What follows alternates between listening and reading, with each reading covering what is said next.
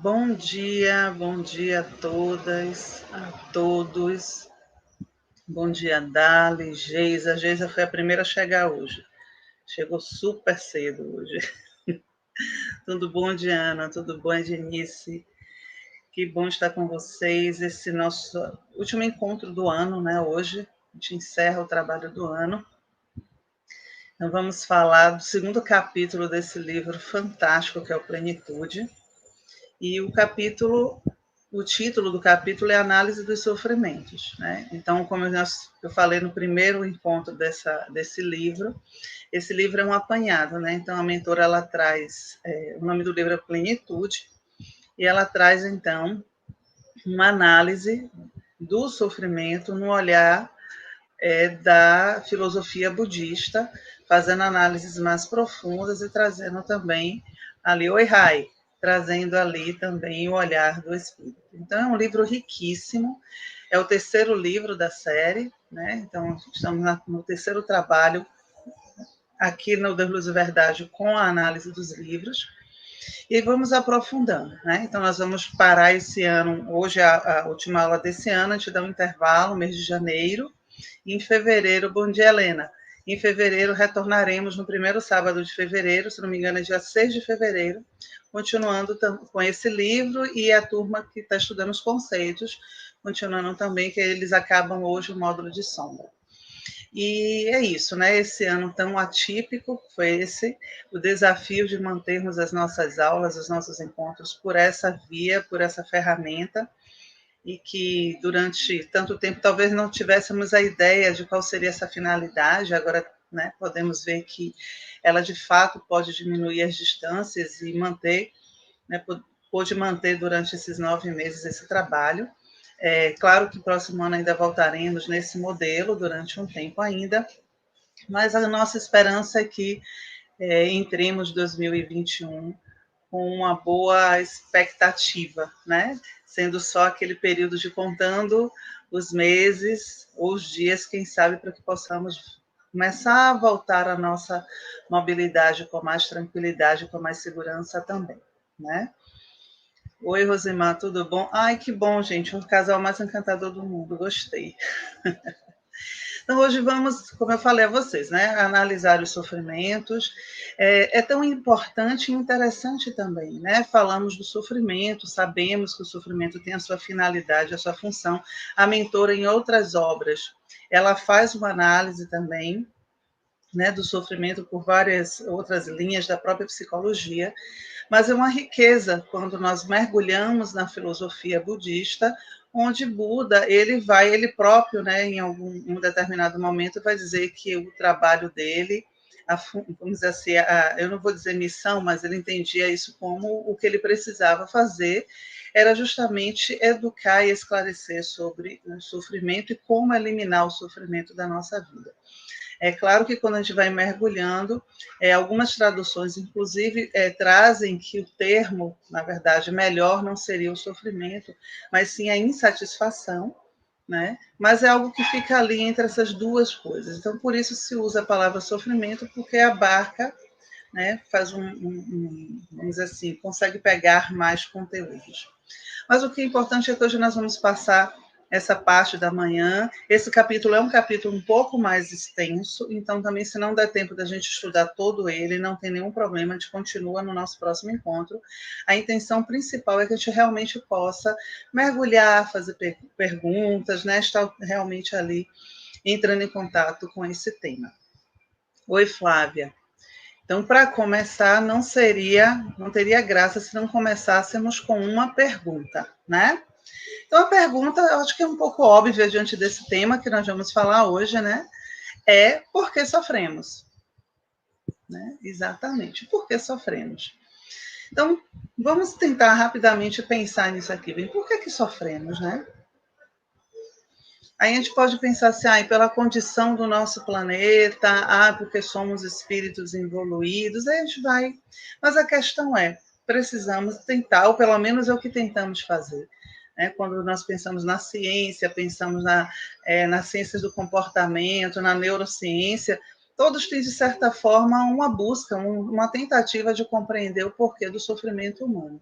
Algumas obras da literatura que viraram, né, clássicos, todas elas têm uma base em tentar entender, em tentar separar o mal do homem. E nós temos aí O Médico e o Monstro, temos aí O Retrato de Dorian Gray. Então, vários deles tentam, de alguma forma, falar sobre o assunto, pensar sobre o assunto, e fica, às vezes, uma pergunta: e se nós separássemos o mal do homem? Será que o sofrimento permaneceria? Será que continuaríamos passando por situações difíceis? O ponto de partida nosso, claro, de todos nós, porque o sofrimento, ele, de alguma forma, aparece na nossa vida, é porque sofremos.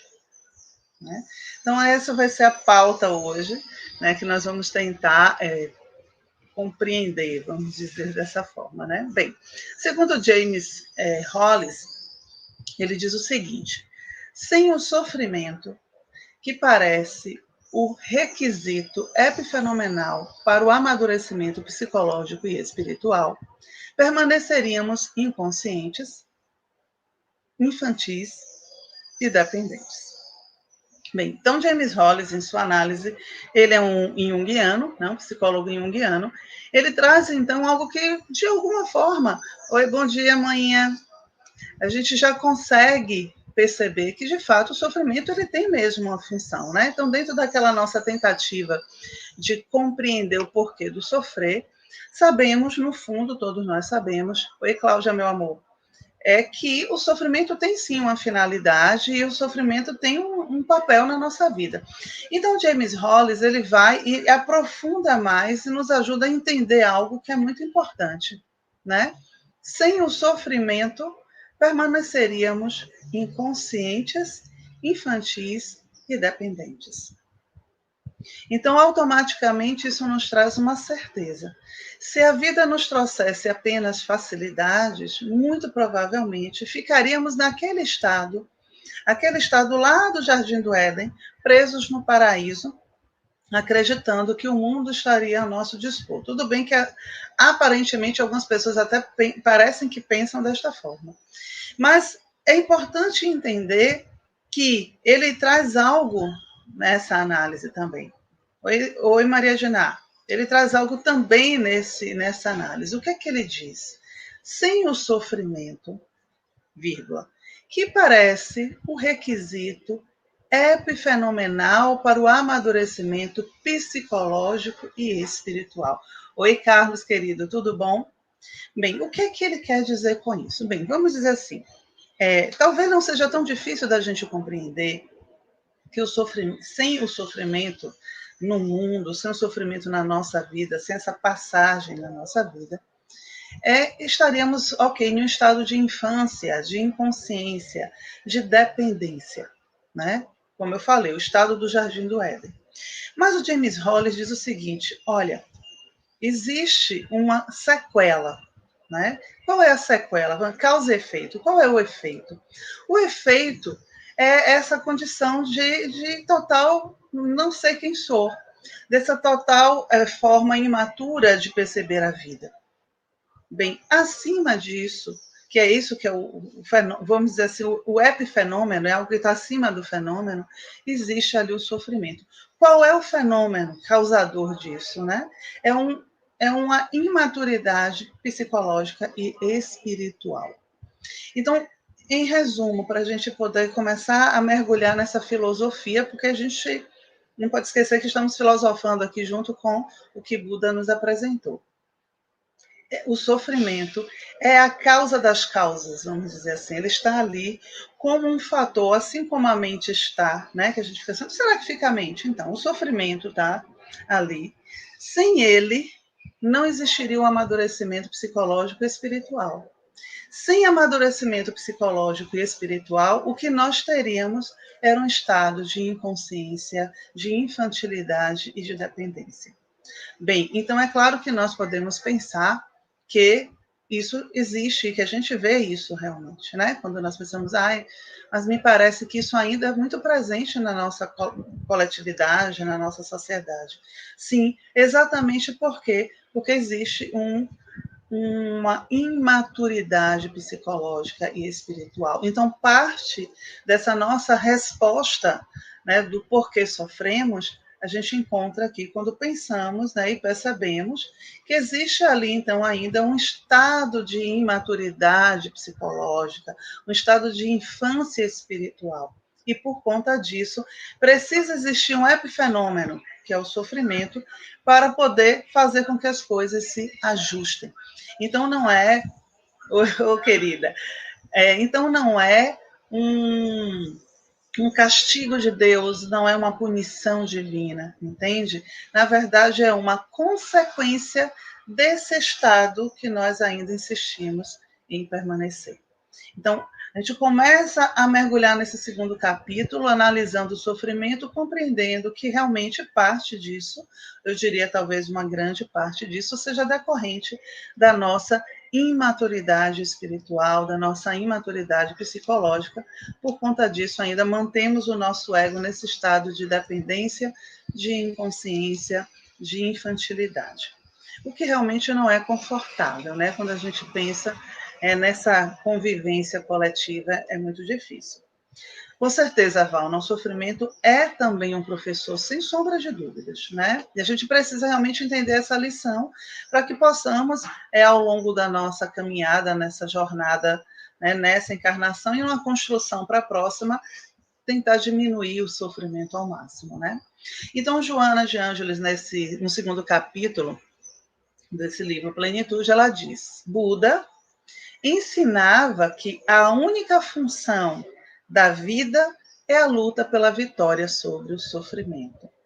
Empenhar-se em superá-lo deve ser a constante preocupação do homem. Bom dia, Martinha. Então, aqui, Joana já começa a nos apresentar, né, o mergulho que ela começa a dar aqui já a partir desse segundo capítulo, né, porque agora a gente vai entrar mesmo na filosofia budista. Então, Buda ensinava isso, essa é a percepção. A história de Buda é uma história bem curiosa, porque Buda ele tinha uma vida, né, assim, muito diferente. Ele era, né, tinha muitas posses, o pai dele tinha muitas posses. E ele vivia dentro de um castelo, né? Ele vivia ali protegido de todas as coisas do mundo. Então, aparentemente, a vida era maravilhosa. Era assim que ele entendia a vida, era assim que ele percebia a vida. A vida era uma fantástica. Em um determinado momento, ele já era um homem adulto, jovem ainda, mas já era adulto, ele resolve, então, sair daquelas paredes, né, do castelo, daquela fortaleza que protegia a família, quando ele desce disfarçado durante a noite. E ele, então, a primeira cena que ele vai ver é de um idoso que está nas ruas, e ele está muito doente e ele morre. E ele nunca tinha visto aquilo, ele nunca tinha visto nada parecido com aquilo, uma pessoa passando fome, esquálida, nada, nada daquilo. E ele fica, então, chocado com aquilo, e ele pergunta, né, a um dos seus guardas que sai com ele, o que era aquilo. E então o guarda diz a ele, essa é a morte, né? Então, Buda se choca ali, naquele momento, com a morte. É a primeira experiência que ele tem quando ele sai daquele lugar de proteção que ele se encontrava. Então, a partir dessa experiência, né, então a história dele é bem rica, né, e vale a pena buscar a bibliografia e ler, porque já tem muita coisa escrita sobre a vida de Buda. Ele começa, então, a essa busca, como Joana traz, né? Ele passa a trazer isso como a única função, né? Ele ensinava que essa era a única função nossa, era realmente a nossa luta, era a nossa tentativa de vitória sobre o sofrimento. Então, nós sofremos. Isso é uma das questões que ele vai abordar todo o tempo. Nós sofremos, o sofrimento é legítimo e é real.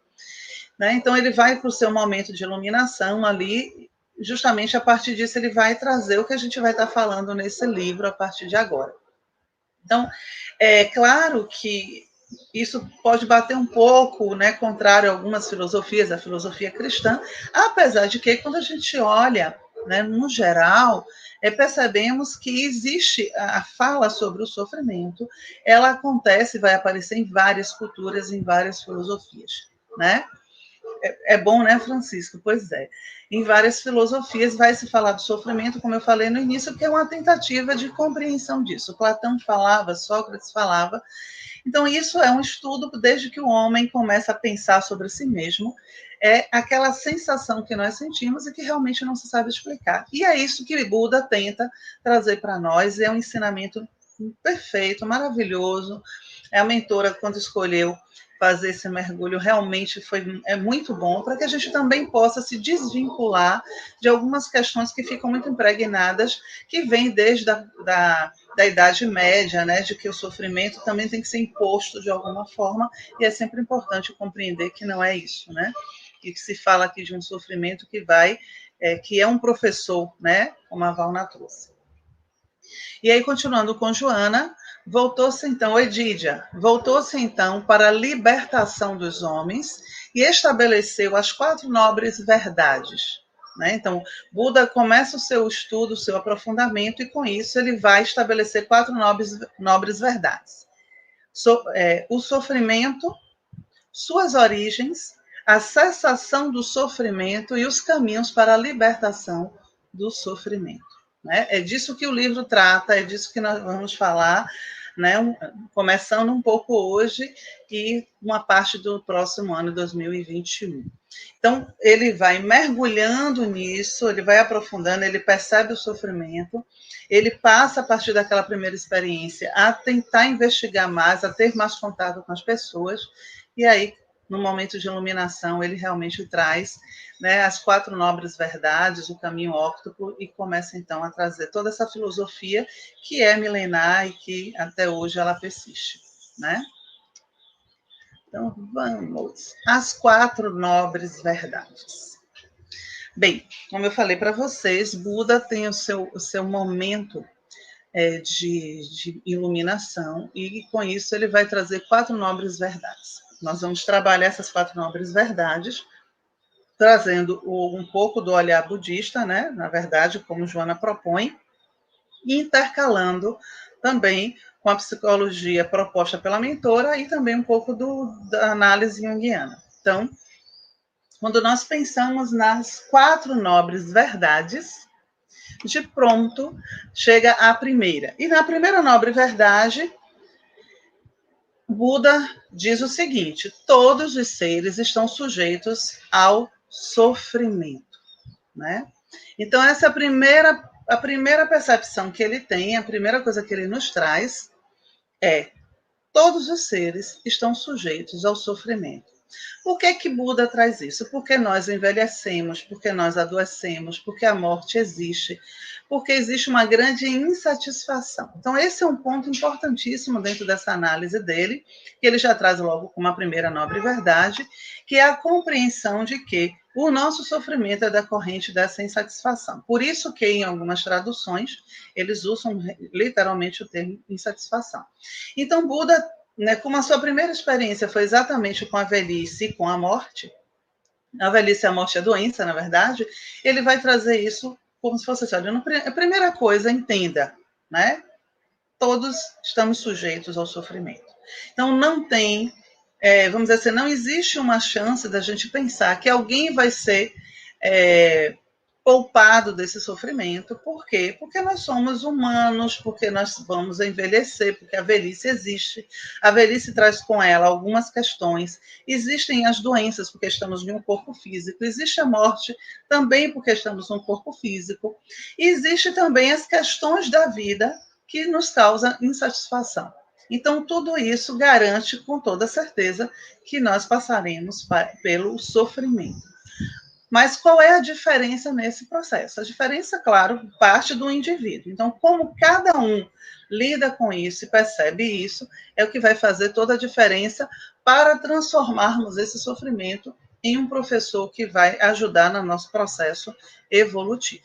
Então, o doutor Geraldo Balloni, que é um psiquiatra lá de Campinas, ele diz o seguinte: algumas pessoas adoecem devido à maneira desarmônica de se relacionar com o mundo, enquanto outras, vivenciando as mesmas experiências e contatando o mesmo mundo, são mais adaptadas e sofrem menos.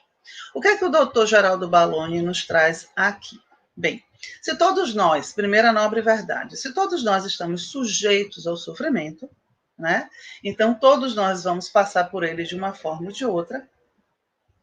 Ele começa a trazer aqui o que a gente falou antes, como é que eu lido com isso. Então, algumas pessoas, elas adoecem, e aí quando ele fala de adoecimento, é o adoecimento emocional, né? Principalmente, esse é o que vai normalmente chegar primeiro, porque ela não consegue perceber, ou seja, ela não está em harmonia com o mundo.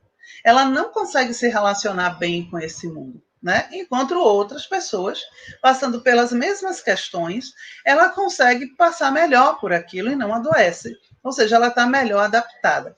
Claro que essas duas condições abrem espaço para que a gente possa fazer uma análise muito grande de tudo isso. Às vezes, e dependendo da situação, estar adaptado é patológico. Em outras, você nunca conseguir se adaptar, é também o sinal da patologia. Mas vamos pegar agora, eu vou aproveitar o que a Eliane trouxe, né? O sofrimento, e ela coloca aqui, o sofrimento em estado tão atual nesses tempos. Então, vamos pegar esses tempos, os nossos tempos, né? Então, estamos passando por um momento onde existe uma condição sanitária mundial, né? O mundo inteiro adoeceu, ou, na verdade, o mundo inteiro está sujeito ao adoecimento físico, né? Deixar claro, né, essa parte, por conta de uma pandemia, mas com isso nós entramos em contato com outras questões. Então, a própria ameaça de um problema físico, de uma doença física, já garantiria para nós um certo estado de sofrimento, porque existe ali o medo de adoecer, tudo isso. Mas aí a gente também se depara com a dificuldade de muitas pessoas de adaptação a esse nosso momento. Então, qual é a adaptação desse momento? O uso da máscara, o distanciamento social, ficar mais em casa, ou seja, sair só quando necessário mesmo, se necessário. Então, todas essas questões que a gente já sabe, já são 9 meses, a gente já escutou isso e reescutou. Bem, então, para algumas pessoas, o sofrimento maior não é em si a pandemia ou o risco de se contaminar com o vírus. O sofrimento maior é sentir, entre aspas, que ela está com sua mobilidade impedida. Ela não dá conta disso. Então, aqui a gente volta, né, no iniciozinho da nossa fala hoje, quando a gente traz o quê?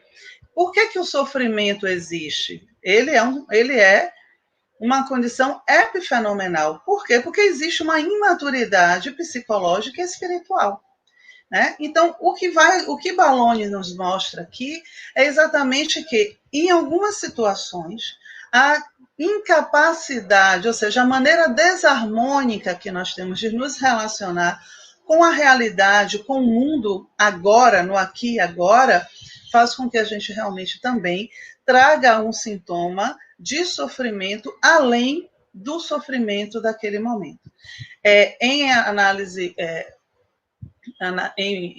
psicológica, a gente começa a falar de um sofrimento legítimo e de um sofrimento ilegítimo, que a gente vai falar disso mais adiante, mas no decorrer do livro.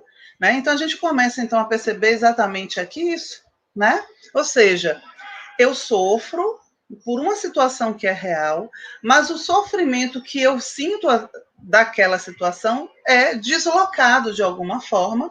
Por quê? Porque existe em mim uma imaturidade, existe em mim uma dificuldade de me comprometer com o coletivo, existe em mim uma dificuldade de contrariar o meu ego, e aí isso se torna um sofrimento muito maior.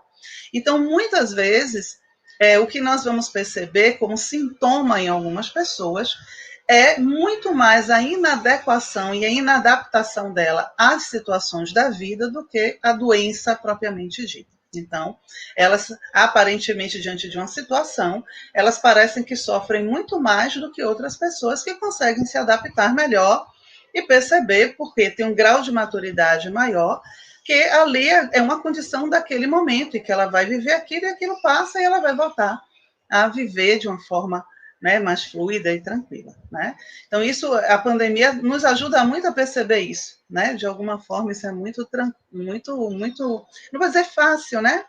Mas ela ajuda sim a gente poder perceber com mais clareza isso que o Balloni traz aqui. Deixa eu ver, você só sofre quando vê que a doença é a velhice, é sofrimento, mas se...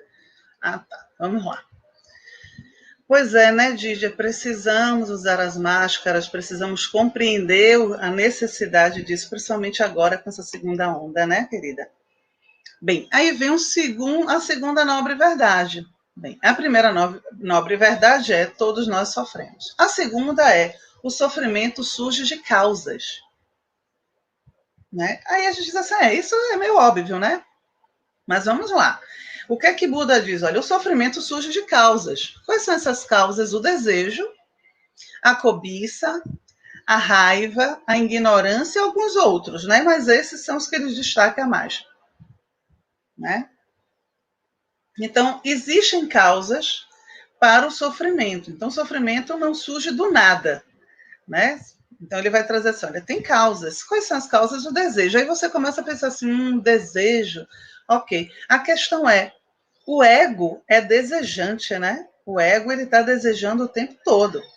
E, de alguma forma, justamente por conta do que nós já falamos antes, se quanto maior o grau de imaturidade psicológica, de infantilidade espiritual, maior é a chance do ego ter uma predominância na nossa vida. E aí, então, por isso, a gente voltando para a primeira nobre verdade, o sofrimento praticamente é uma condição para todos, porque nós temos ali o tempo inteiro uma condição de desejo que fica presente em tudo. É como se dissesse assim, se nós não desejássemos, nós não sofreríamos. Aí a gente fica meio assim, é possível? Bem, aí a gente ficaria aqui o dia todo pensando nisso, né? Então, a segunda nobre verdade é compreender que ele surge o sofrimento porque existem causas como desejo, existem causas como a cobiça, e só em pensar nisso, né, você pensa, ok, você quer muito uma coisa, aí você sofre porque não tem, aí você consegue aquela coisa, quando você consegue, agora vem um novo sofrimento, né? Agora você sofre porque você não quer perder aquilo que você conquistou. Então, por isso que ele vai chamar a atenção para o desejo, para a cobiça, né? A raiva, aqui como essa emoção também, e a ignorância, ou seja, ignorar, no sentido bem amplo da palavra, ignorar quem você é, ignorar o mundo, isso faz com que você também sofra, né? Porque você não consegue entender direito, né? Como se você lesse um texto e não conseguisse fazer a interpretação dele e tirasse uma nota muito ruim na prova.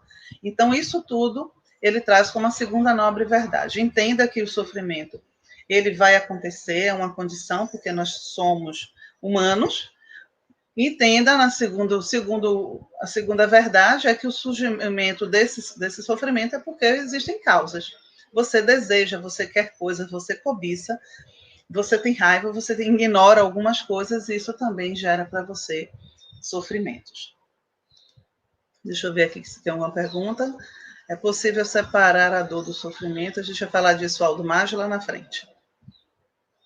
Nesse caso, precisamos trabalhar as causas. Pois é, Márcia, vamos lá. Vamos chegar nisso já já para entender isso. E é disso que trata o livro, né? Então, Joana passou um bom tempo tentando trazer para a gente isso. Bem, então eu separei aqui, para ficar mais fácil didaticamente, as causas, né, desse sofrimento, que Buda diz que é por conta dele que nós sofremos. Então, temos as causas físicas do sofrimento, tá?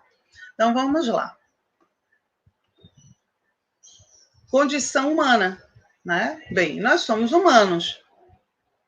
E o fato de sermos humanos já nos traz, a gente volta para a primeira nobre verdade, uma certeza. Nós iremos sofrer, né? Então, a condição humana, o fato de sermos humanos, já nos garante esse sofrimento. Aí pode parecer uma coisa tão assim, nossa, mas isso é muito sofrido. Então, isso nos remete ao encontro de novo do mito judaico-cristão, quando de Adão e Eva, onde nós fomos castigados lá por conta da maçã. Na verdade, não é isso, né? O que ele separa aqui é que existe uma causa física. Vamos pensar física na condição do corpo, né? O fato de termos um corpo que perece, então, isso já é um fator de sofrimento, até porque existe um apego também a esse corpo, né? Então, a condição física humana, a condição humana que é, né, vamos dizer assim, impermanente, nessa condição humana em que a gente passa por transformações, o envelhecimento, a doença, as dores emocionais, tudo isso vai ser uma dessas causas do sofrimento. O outro ponto que ele traz é o desgaste natural. Então, existe um desgaste natural do corpo, né? Então, com o passar dos anos, a gente vai sentindo que o corpo vai mudando, né? Você já não tem o mesmo vigor da juventude, você já não consegue correr como corria antes. Então, a gente vai percebendo um desgaste e que, independente de ser um desgaste que você não perceba, vamos dizer, os órgãos internos, esse desgaste natural também vai causando o sofrimento. Então, é também causa do sofrimento físico. Ai, desculpa, passei direto. E a utilização indevida do corpo. E esse ponto aqui, eu acho que é de todos o que mais precisa que a gente dê uma olhada com mais cuidado, né?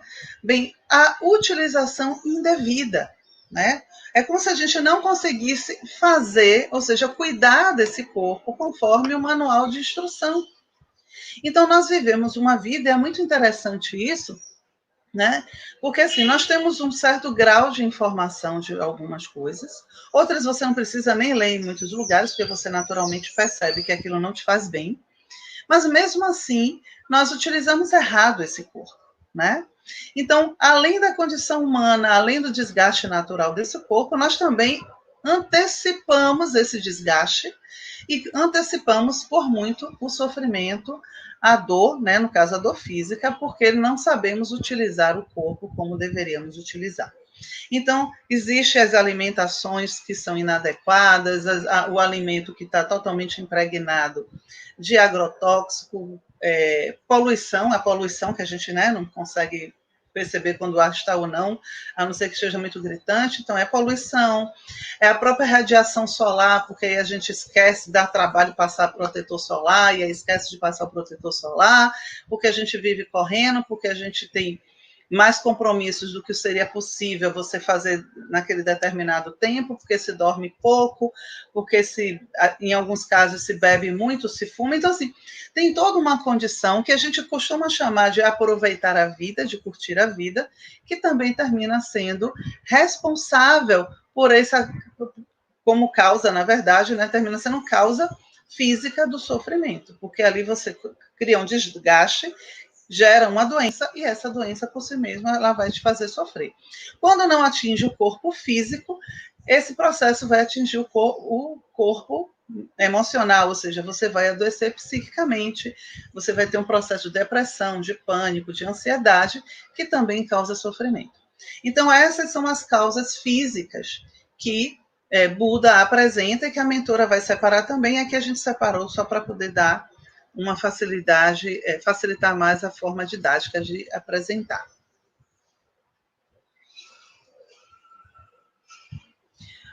Sim, Ana Paula, ela, na verdade, o livro todo é na filosofia budista, né? Não sei se você já leu o livro, mas ela é a filosofia budista mesmo. No plano físico, para se provar com vistas à evolução. É isso, Francisco, né? O sofrimento, ele é uma prova, sem dúvida, né? É um super desafio. Justamente porque, como eu falei na primeira frase do James Hollis, ele está ali como uma condição, né, do fenômeno causador disso, que é a nossa imaturidade. Então, como pessoas imaturas, é como você pensar, né? Vamos pegar situações simples. Você ouve uma notícia, por exemplo, e que diz a você, sei lá, olha, hoje você não pode sair às ruas porque houve uma explosão e o ar não tá poluído, né? Bem, mas aí você entende que você tem que sair como se você fosse uma criança. Não, eu tenho que sair, eu quero sair porque eu não vou aguentar ficar aqui. Sai, respira um ar que está poluído e adoece. Né? Então, esse é o desafio. Né? O desafio é esse: olha, você, por conta disso, né, que o sofrimento de ficar em casa você não suportou, então agora você vai passar por um sofrimento maior que não foi causado pela poluição, vamos dizer assim, mas foi causado por você que saiu sabendo que não deveria sair. Não é um grande teste, com certeza, né? A questão é que a gente entende o sofrimento também de forma equivocada, e aí a gente sempre pensa no sofrimento tipo em coisas menores. Então, se eu não posso comer determinada coisa, eu sofro. Né? E, na verdade, não compreende que ao comer aquilo eu vou sofrer mais. E aí a gente vai se batendo, né? Lá na frente a gente vai falar muito disso mesmo, né? Mas é compreender, existem causas. Ele começa com as causas físicas. Talvez essas sejam as mais simples de entender, porque elas são mais óbvias, né? A condição humana traz o sofrimento. O corpo vai perecer, você sente sofrimento com isso. O corpo vai adoecer, a morte chega, né? A utilização inadequada disso causa dor e você realmente sofre, né? Bem, mas existem aí as causas ambientais do sofrimento, né? E que seria isso, então? Né? Bem, como é isso? O que são causas ambientais, né? Aí a mentora vai separando aqui.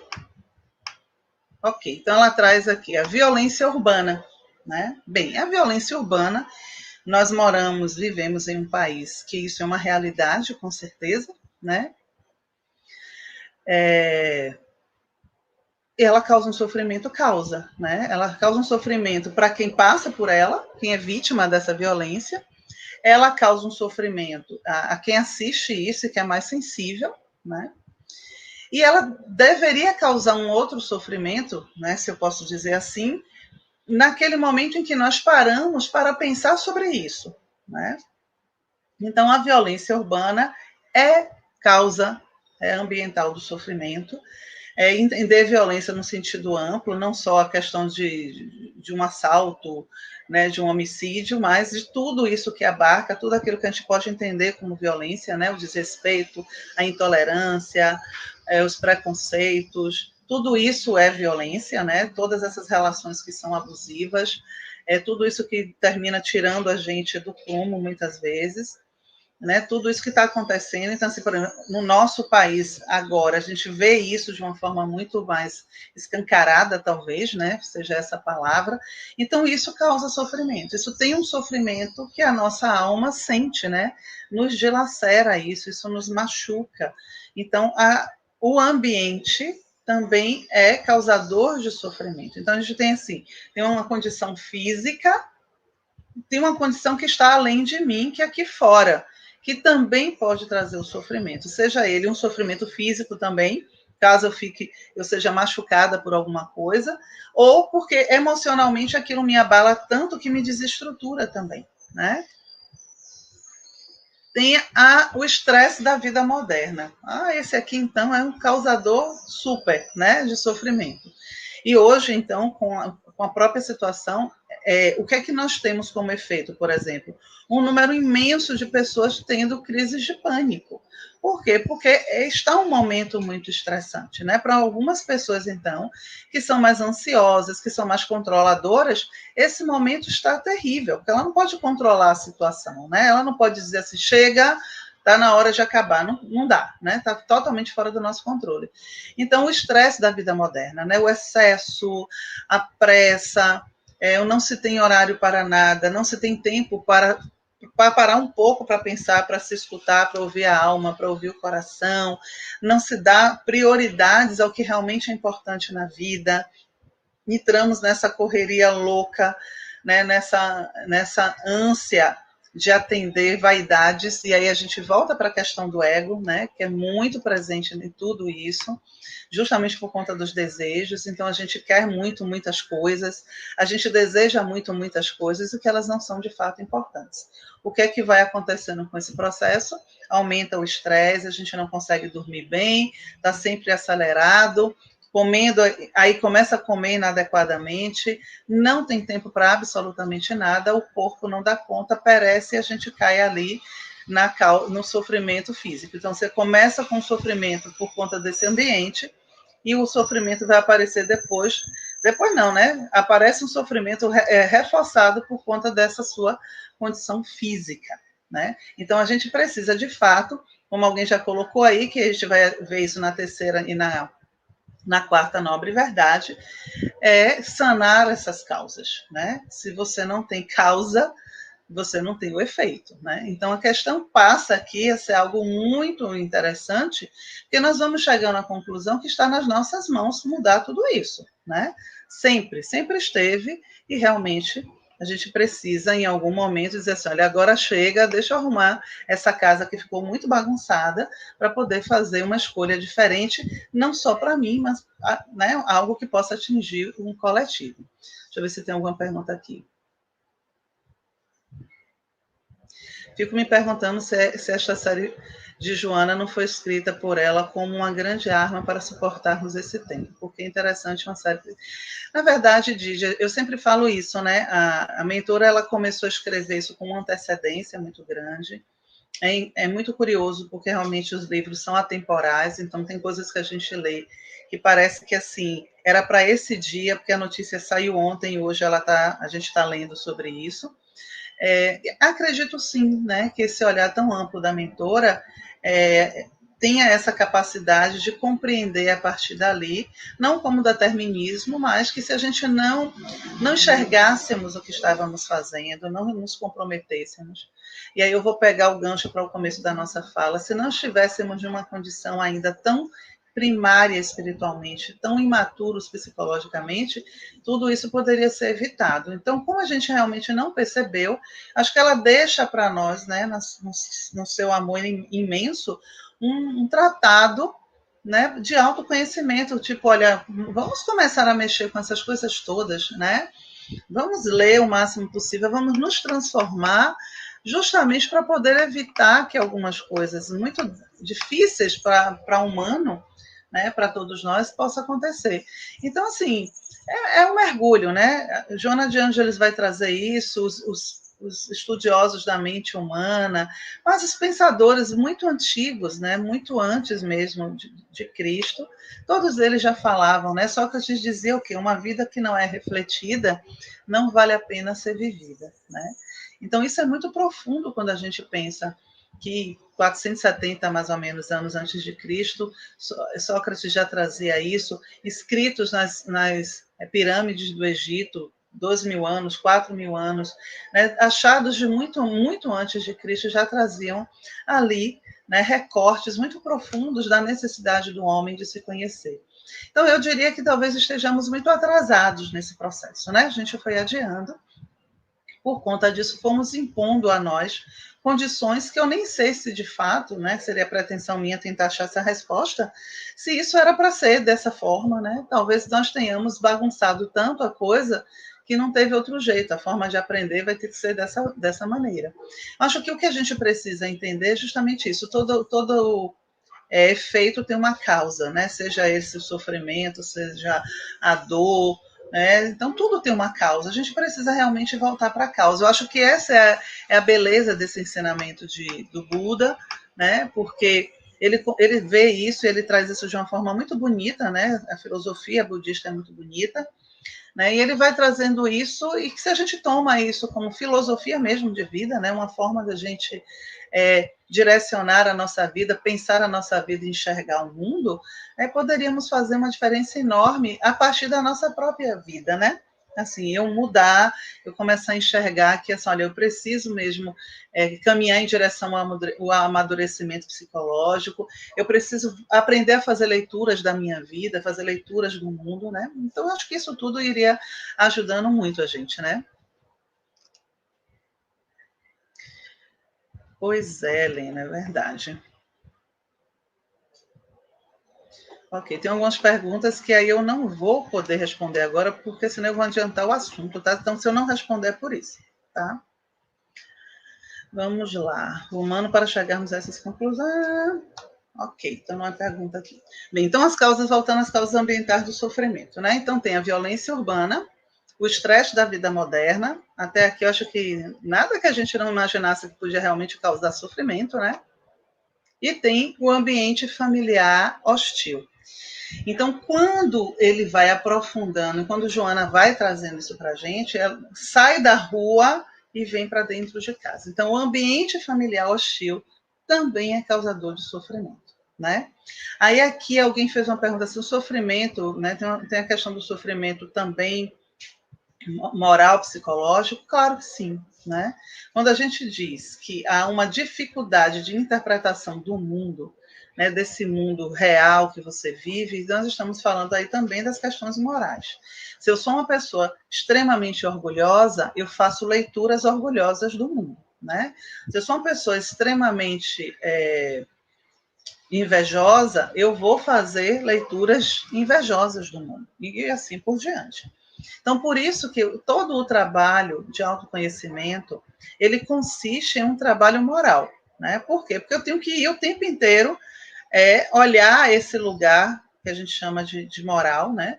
E entender que isso também é particular. Eu não posso fazer uma mudança na minha vida a partir de uma moral que alguém disse a mim que eu preciso ter, né? Porque a moral, ela é algo que é particular. Eu preciso ter o meu código de moralidade, eu preciso ter ali, né? A ética, ela se expande, mas eu preciso ter. Então, o que é realmente para mim? O que é que cala em mim? O que é que diz a mim, não, isso não é correto, em hipótese alguma, pode ser quem for que diga a mim que eu devo fazer, eu não farei. Então, essas questões, elas vão estar sempre presentes em qualquer caminho que a gente tente tomar para o nosso autoconhecimento. Então, quando a gente fala dessas causas ambientais do sofrimento, a gente não pode isolar a questão do ambiente familiar hostil, né? Então, hoje nós temos termos, né? Família tóxica, mães tóxicas, pais tóxicos, tudo isso que é tóxico, independente do nome que a gente queira dar, na nossa história, vez que outra, nos deparamos com situações familiares que são extremamente difíceis. A primeira coisa que a gente precisa compreender é que quando você tem uma família, um ambiente familiar não saudável, os membros dessa família, né, as pessoas que estão nesse pequeno núcleo social, elas vão sair desse núcleo e elas irão contaminar qualquer lugar que elas possam ir, né? Então, quando elas saem desse pequeno núcleo, que elas vão sair contaminando tudo. Então, é muito. Quando a gente olha para fora hoje, a gente vê a violência urbana está um absurdo, as pessoas estão extremamente sem empatia, cadê a humanidade das pessoas? A gente precisa observar que esse resultado fora é algo que aconteceu em um ambiente menor, e menor ainda, que é o ambiente interno, né? Então, não estamos aqui culpando a família, mas estamos chamando a atenção para um ambiente que seria essa primeira escola social que falha, mas ele falha porque as individualidades que fazem parte daquele ambiente não se cuidaram, estão com suas questões, suas mazelas todas, suas feridas todas ainda abertas, né? Então, há um processo, aí a gente vai voltar para o olhar que Buda nos apresenta, a condição humana, né? A condição dessa imaturidade, dessa questão lá, né? Escondida, né? Esse sofrimento que está aqui dizendo assim, olha, se você não caminha, eu apareço, né? É justamente o que vai causar toda essa cadeia de sofrimentos, né? Quando a gente fala de um sofrimento legítimo e de um sofrimento ilegítimo, é por isso. Às vezes a pessoa está aqui sofrendo porque ela rompeu um relacionamento, esse sofrimento, por maior que seja, ele é ilegítimo. Por quê? Porque o sofrimento maior está cá atrás, que é esse que a gente precisa aí realmente tentar sanar. Né? Então, dentro das causas ambientais, a gente não pode tirar o ambiente familiar hostil, porque ele é a primeira sociedade, é o primeiro coletivo que eu vivo, que eu cresço. Ali eu aprendo, eu aprimoro as questões morais, ali meu espírito começa a receber, né, a lapidação necessária para poder viver nesse mundo aqui fora e levar para esse mundo aqui fora esses valores, esse comportamento. Quando isso falhou aqui, é claro que lá fora também a tendência é que vai falhar. A gente não pode ficar apostando que vai, né, não vai educar o filho, mas o filho é um filho especial, é índigo, e ele vai sozinho se educar. A gente não pode ficar apostando em uma situação dessa, né? Aí uma pessoa pergunta aqui se esse ambiente familiar hostil está relacionado às causas da existência passada e do presente. Olha só, Ednice, é claro que nós espíritas temos sempre uma tendência de jogar tudo para o passado, né? Bem, mas como terapeuta, eu vou dizer a você assim, olha, o passado ele tem um lugar na nossa vida, mas se você não conseguir chegar no presente, esse passado nunca vai ser passado, né? Bem, como existe um véu do esquecimento, eu entendo, eu, Iris, entendo, que o véu do esquecimento é justamente para que você não fique olhando para trás. Até porque você vai olhar para trás e não vai enxergar, né? Porque tem um véu, tem uma névoa ali. O ponto é, agora, aqui, neste momento presente, no agora que eu estou, né? O que eu tenho? É isso que eu tenho que resolver. Porque senão a gente fica atrapalhando esse crescimento. Porque assim, vai que esse filho foi meu pai na outra encarnação. Mas eu não sei se ele foi meu pai. Né? Neste momento, ele é meu filho. E a minha obrigação aqui, o meu papel, o meu dever como mãe, é educar essa criança. O que ele foi no passado para mim, realmente isso não deve ter peso, né, nessa experiência. Até porque ele pode não ter passado pela sua vida passada, né? Você pode ter adotado essa criança, não sei, mas acho que a gente precisa ter um cuidado muito grande, que o fato de sabermos, né, desse processo que existiu uma vida passada, termina impedindo que a gente construa a vida futura. Né? É isso que eu enxergo muito dentro do comportamento de alguns espíritas, não é uma crítica, estou falando aqui como terapeuta, que fica às vezes com essa ideia desse passado, e aí a vida futura, que a gente está construindo agora no presente, ela termina ficando interrompida. Né? Porque a pessoa está o tempo inteiro olhando para trás. Na própria mitologia, né, no mito de Orfeu, tem uma passagem que é muito rica, e eu acho importante nisso, né? Quando a gente pensa assim, Orfeu ele vai buscar Eurídice no inferno, ela morre, e ele vai lá buscá-la no Hades, né? Não que ela está no inferno porque ela é ruim, mas no Hades, que é o lugar onde as almas vão, e quando chega lá, Hades fica apiedado do amor deles e permite que ela volte à vida. E aí dá uma condição. Pode ir, Orfeu, vá, porque Orfeu está vivo, né? Vá caminhando, que Eurídice irá atrás de você. Mas não olhe para trás. Se você olhar para trás, ela não vai poder te seguir. E Orfeu vai caminhando ali, vai, mas chega uma hora que ele não dá conta. Ele quer olhar para trás, porque ele quer ter certezas. Bem do ego, né? Quer ter certezas. Quando ele olha para trás, Eurídice já está bem pertinho dele, as mãos da morte pegam ela e levam para trás, e ele então perde o seu amor para sempre. Então, acho que é um pouco da gente, olhando a história de Orfeu, a gente precisa estar atento para isso, né? Não importa, porque a gente não lembra. É isso que eu digo assim, gente, se fosse para a gente carregar esse peso, olha a misericórdia divina, a gente lembraria. Né? Você já nascia, abria o olho e disse, opa, já sei tudo que eu fiz. Né? Então a questão não é essa. Né? Então a gente não pode.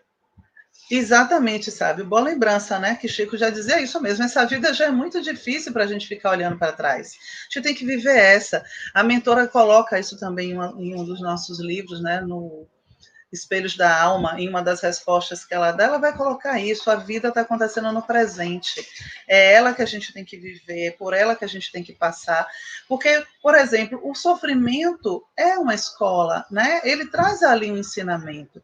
Se eu ficar tentando justificar essa minha dificuldade agora de lidar com determinadas situações, porque possa ser que no passado tenha sido isso ou aquilo outro, eu não vou sofrer o sofrimento legítimo. Né? Eu vou ter uma tendência de escapulir desse processo como é realmente para ser. Né? Então, justamente pensar que nós estamos vivendo o agora, né? E que o nosso futuro ego, ou seja, a minha vida futura, quando eu voltar para esse mundo, eu estou construindo agora. Então, eu preciso viver o agora, porque senão eu fico sempre com a pendência.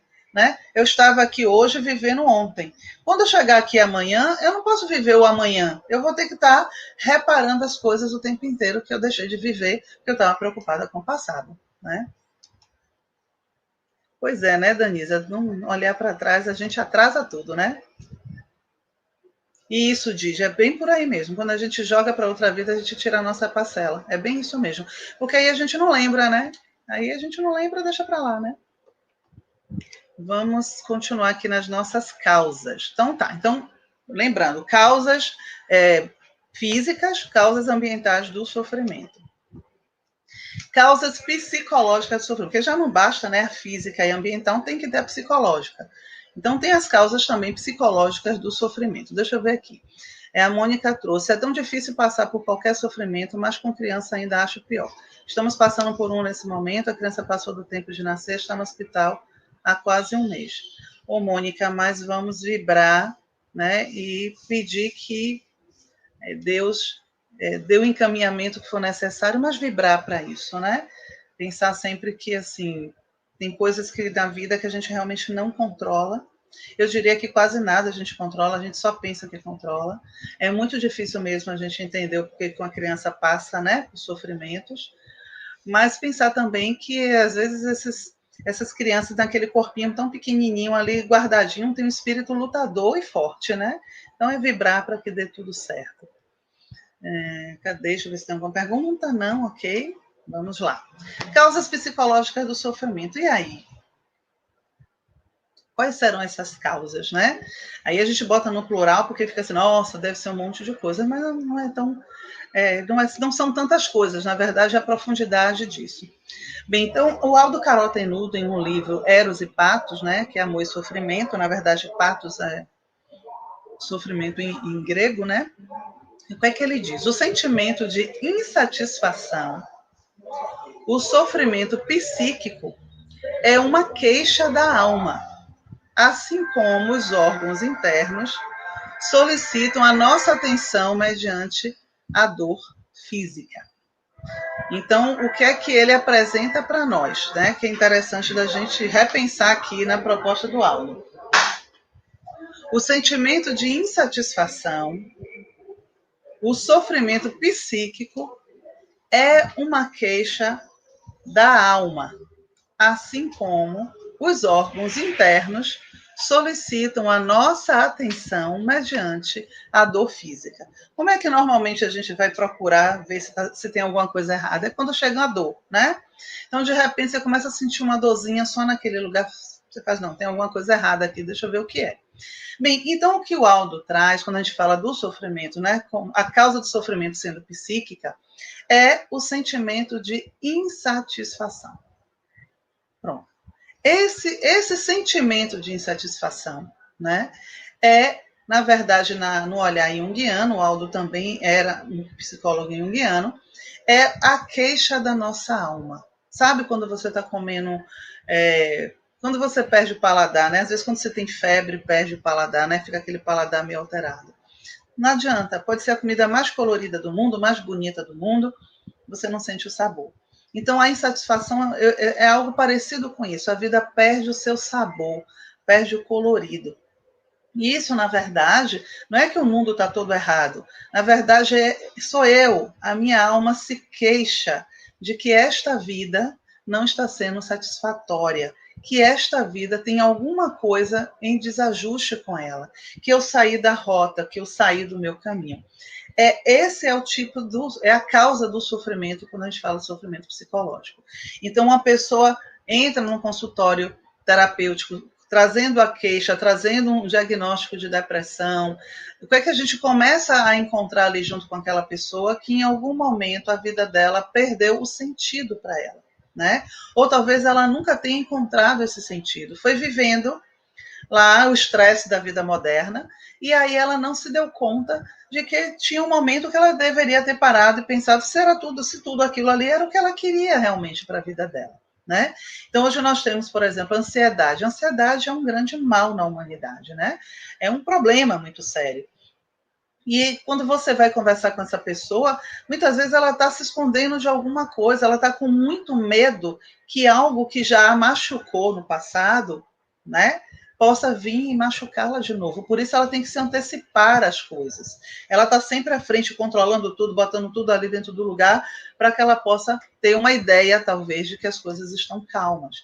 Então, o sentimento de insatisfação é o sintoma de que nós temos ali um sofrimento psíquico acontecendo, uma alma que está queixosa e que a gente precisa cuidar. Então, essas são as causas, essa é a causa psicológica. A questão da causa psicológica é que ela se estende e aí a gente caminha para as causas ambientais, para as causas físicas, né? A partir do momento em que sua alma adoece, tudo mais na sua vida tende também a adoecer, vai tender ao adoecimento também.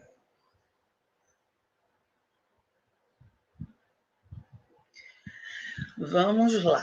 Então, causas psicológicas. Quando eu paro assim, gente, é porque eu fico vendo aqui se tem alguma pergunta, tá? Vamos lá. Causas espirituais do sofrimento. Causa é o que mais tem, né? Então, agora nós temos as causas espirituais, né?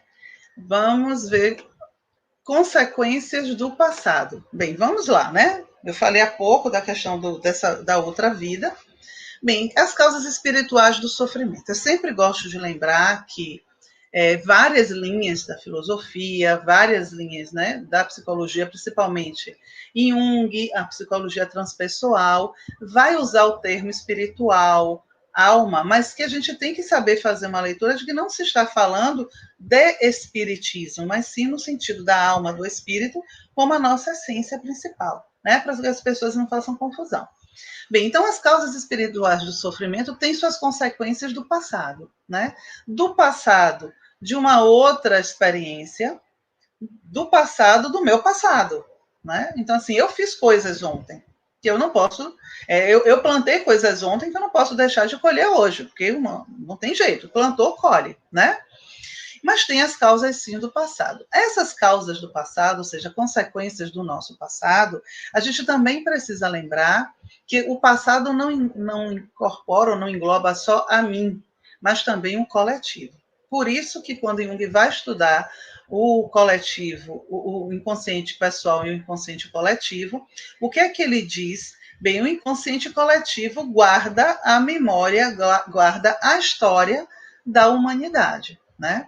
Então, enquanto ser humano que nós somos, nós estamos inseridos tanto no máximo do feito do ser humano, como naquilo de pior e mais perverso do ser humano. Então, nós também somos, de alguma forma, responsáveis pela história que nós carregamos. Então, às vezes a gente esquece desse detalhe e a gente não se compromete. Às vezes a gente fala mesmo, porque na outra vida eu acho que eu fui maltratada, na outra vida, que a gente não sabe, são achismos, né? Mas a gente precisa entender assim, olhando para trás na história da humanidade, a probabilidade é que a gente tenha feito muita coisa doida mesmo, né? Muita loucura. Então, assim, independente do que eu tenha sido, porque eu não me lembro, eu preciso tomar para mim a responsabilidade disso que aconteceu, porque nós estamos aqui porque tem uma história lá atrás, né? Mesmo que não existisse a reencarnação, de qualquer forma, houve um passado, houve uma história antes de mim. E a gente precisa caminhar para frente, continuar construindo, abrindo essas estradas. Então, espiritualmente, ou seja, a causa espiritual do sofrimento também tem essa consequência do passado, que pode ser exatamente do meu passado, me comprometi em uma outra vida, né? Não me comprometi com pessoas, me comprometi com a consciência cósmica, me comprometi com as leis divinas, né? A gente também precisa lembrar disso, né? Às vezes você porque parece a lei de Italeão, não é lei de Italeão, é um comprometimento com as leis da natureza. A gente se comprometeu foi com a lei universal, foi com essa consciência. E aí a gente precisa realmente reparar o nosso erro, né? Reparar o nosso equívoco. Estamos em construção. Então, esse é o processo. Então, há também essa consequência do passado, né? Bem, aí vem um outro ponto que a gente falou logo no iniciozinho, as necessidades evolutivas, né? Eu acho que se a gente conseguisse entender essa, não sei se vocês concordam, mas acho que se a gente entendesse essa, nós já teríamos um grande ganho nesse processo, né? Entender que existem necessidades evolutivas, é como uma prova mesmo, né? Todo mundo aqui passou pela escola, então tem aquela prova, aquela pergunta mais difícil, aquele assunto que é mais complicado, né? Que termina chamando a nossa atenção. Então, por necessidade evolutiva, o sofrimento aparece, reforçando. Como nós temos uma tendência a um ego ainda muito desejoso, como a gente ainda está naquele processo de amadurecimento psicológico, de evolução espiritual, ainda há um comportamento, né, ainda em maioria, infelizmente, de que as minhas vontades é que devem ser atendidas. Então, o que é que acontece? Vamos imaginar uma criança. No processo de educação, quem tem filhos bem sabe disso, né? No processo de uma educação, dá para você educar seu filho sem nunca dizer um não para ele? Não dá, né? A gente sabe disso. Por melhor que essa criança seja, por mais bem comportada que essa criança seja, é difícil às vezes você educar uma criança que você não vai dizer não nunca, né? Então a vida vem também como essa educadora, o sofrimento como esse pai que vai de vez em quando dizer assim, não vai ser como você quer. Não vai poder ser agora. Você não sabe o que é melhor para você. Já pensou se a gente tivesse tudo que a gente acha que é o melhor para a gente, o mundo estava perdido, né? Então, as necessidades evolutivas também trazem para nós sofrimento por conta da forma como nós fazemos as leituras. Lembrando daquela frase do Baloni, é a leitura equivocada do mundo que também vai provocar em mim um grau maior de sofrimento, né? Bem, aí ela também vai trazer aqui o estágio planetário, né? Então, entre as causas espirituais do sofrimento, tem as consequências do passado, as nossas necessidades evolutivas e também o estágio do nosso planeta, né? Somos um planeta de provas e expiações, sabemos disso, que estamos no trânsito para uma mudança, né? É curioso porque muitas pessoas saem, é um momento de transição, mas o momento de transição não acontece de uma hora para outra. Sabemos, por exemplo, em empresas, não sei se algumas pessoas aqui já passou por essa experiência nos seus ambientes de trabalho, que passam por essas transições, né? Vai mudando direção, ou então é vendida para uma outra empresa, e sabe que tem um período de fazer isso, não é de um dia para o outro. Então, pensa isso em termos planetários, né? Que tem todo um envolvimento, tem aquele coletivo inteiro, a população mundial toda, então é muita coisa. E isso só prova que as coisas não estão soltas, né? Existe um ordenamento, graças a Deus. Então, o estágio do planeta também vai trazer ali uma condição de sofrimento para aqueles habitantes daquela orbe, né? Então, talvez o que é sofrimento para nós aqui na Terra não seja sofrimento, não seja visto como sofrimento para algum outro lugar que aqueles habitantes estejam muito mais amadurecidos, né? Eles já não consigam perceber o que para a gente, assim, às vezes uma coisa que para eles assim, nossa, mas por que é que essas pessoas estão sofrendo por isso, né? Eu acho que eles devem olhar assim e dizer assim, vão demorar ainda esses terráqueos, estão dando muito trabalho, né? Então, o estágio do nosso planeta é isso. Não adianta a gente ficar também pensando que estamos num momento de transição, né? E amanhã tudo vai estar bom, que a pandemia é. Não, a gente tem que pensar que são estágios, né? São processos que podem durar séculos, inclusive. E é por isso que a gente precisa caminhar, mesmo com essa onda vindo ao contrário, porque nós estamos fazendo o que aqui? Temos um trabalho aqui, temos um papel aqui, e um deles é enfrentar esse sofrimento que chega, que é físico, que é ambiental, que é psicológico, que é espiritual, porque esse é o grande teste nosso, né? Muito provavelmente, passado esse processo, aprimorado esse processo, vamos pensar ali naquela pedra bruta, recebendo com força, né? Toda a força ali daquele processo do crisol para poder lapidá-la, não deve ser uma coisa muito sem dor, né? Sim, muito fácil de viver. O outro processo, pois é, né, Francisco? Quando ao contrário nos convida ao surf, então vamos surfar na vida, é isso aí. Né? Um outro ponto dentro das causas espirituais é a ignorância a respeito do sentido da vida, né? E aí vamos pensar o quanto esse aqui é extremamente profundo e verdadeiro no nosso momento, né? Então, assim, há uma ignorância no sentido de não saber, de não ter conhecimento mesmo, né? A respeito do sentido da vida. Qual é o sentido da vida, né? E a gente vai pensar o quanto às vezes essa pergunta não é feita, ou a gente pensa de uma outra forma, né? Vai pensar no sentido da vida como algo externo à vida, né? Então, o sentido da minha vida não, o sentido da nossa vida diz respeito à nossa vida, né? Então, é tomar para mim essa responsabilidade. Em algum momento a gente tem que fazer isso. Nós estamos ocupando a órbita terrestre há um certo tempo já, né? Há bastante tempo já. Então já está mais do que na hora que a gente realmente comece a tomar para nós assim, olha, eu preciso assumir isso. Mas qual é o sentido? Porque é sempre a pergunta do ego. Qual é o sentido da minha vida? Não é essa a pergunta que a gente precisa fazer, porque isso é uma pergunta do ego. O ego quer saber qual é o sentido para poder ir, não quer passar por nenhuma outra dificuldade. A questão é começar a pensar que uma das coisas, provavelmente, do sentido dessa vida é começar a vivê-la de fato, né? E é a partir disso aí que a gente vai, como já dizia Carlos Drummond de Andrade, o caminho se faz caminhando mesmo, né? Você ama aprende a amar amando. Então, é mais ou menos isso, né? O caminhante é que vai fazer o próprio caminho. Então, a gente precisa realmente tomar para nós esse lugar para sairmos da ignorância do sentido da vida. Né?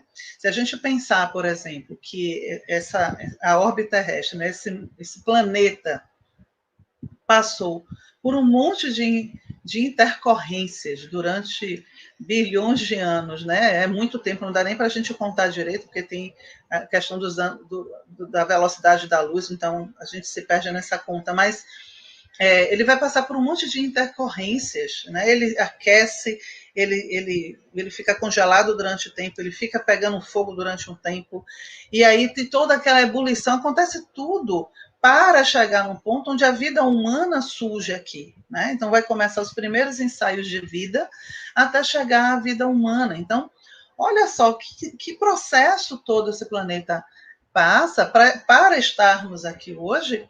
Então não faz nenhum sentido acreditarmos que o sentido da minha vida é gozar a vida, como diz Joana de Ângeles, ter uma boa vida, né? Então, assim, o que será que está por detrás disso? Porque não faz muito sentido, né? Pensar que tudo isso, que todo o planeta, que toda a energia do universo, a consciência cósmica, tudo isso estava ali, causando tudo isso para chegar aqui hoje e ficar sentada me lamentando porque eu não posso sair, porque tem uma pandemia. Não faz nenhum sentido isso, né?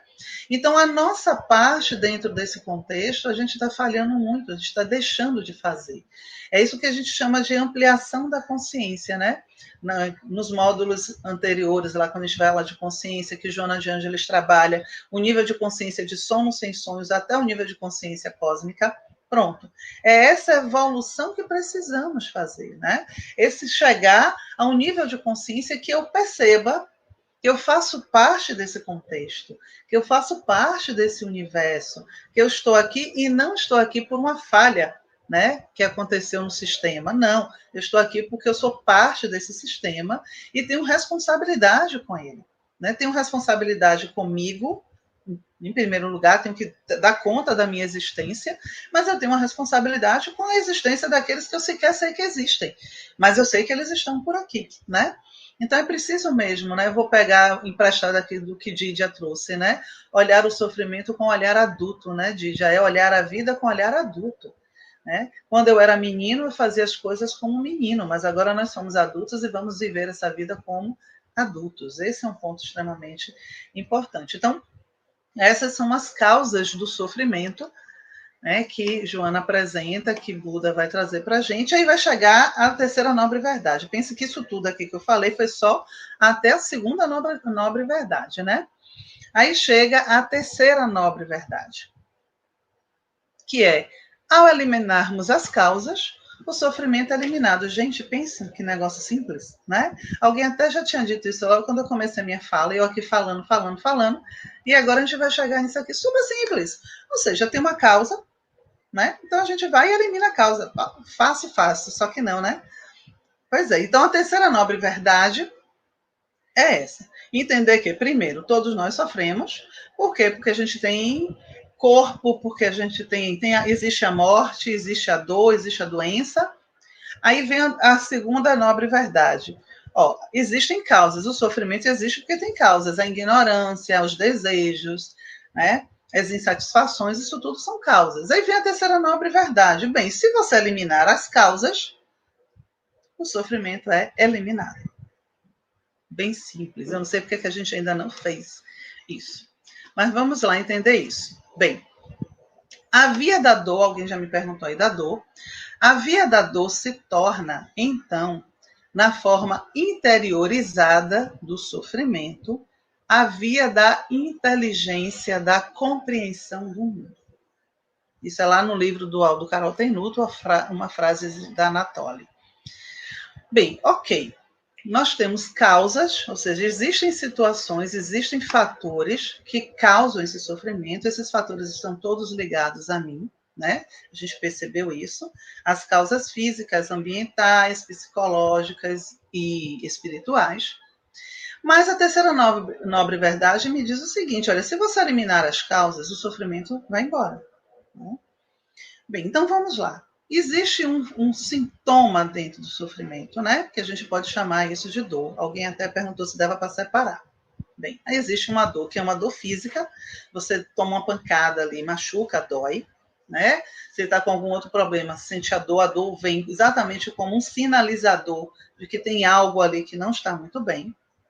Mas a Anatólia, ela diz assim, olha, a via da dor, nesse ponto, quando eu começo a buscar a causa desse sofrimento para poder eliminá-lo, ou seja, eu saio dos sofrimentos ilegítimos e começo a mergulhar no sofrimento legítimo, por exemplo, eu sempre passo por determinadas situações. Aí é karma? Não, não é karma. É que eu não estou entendendo a lição mesmo.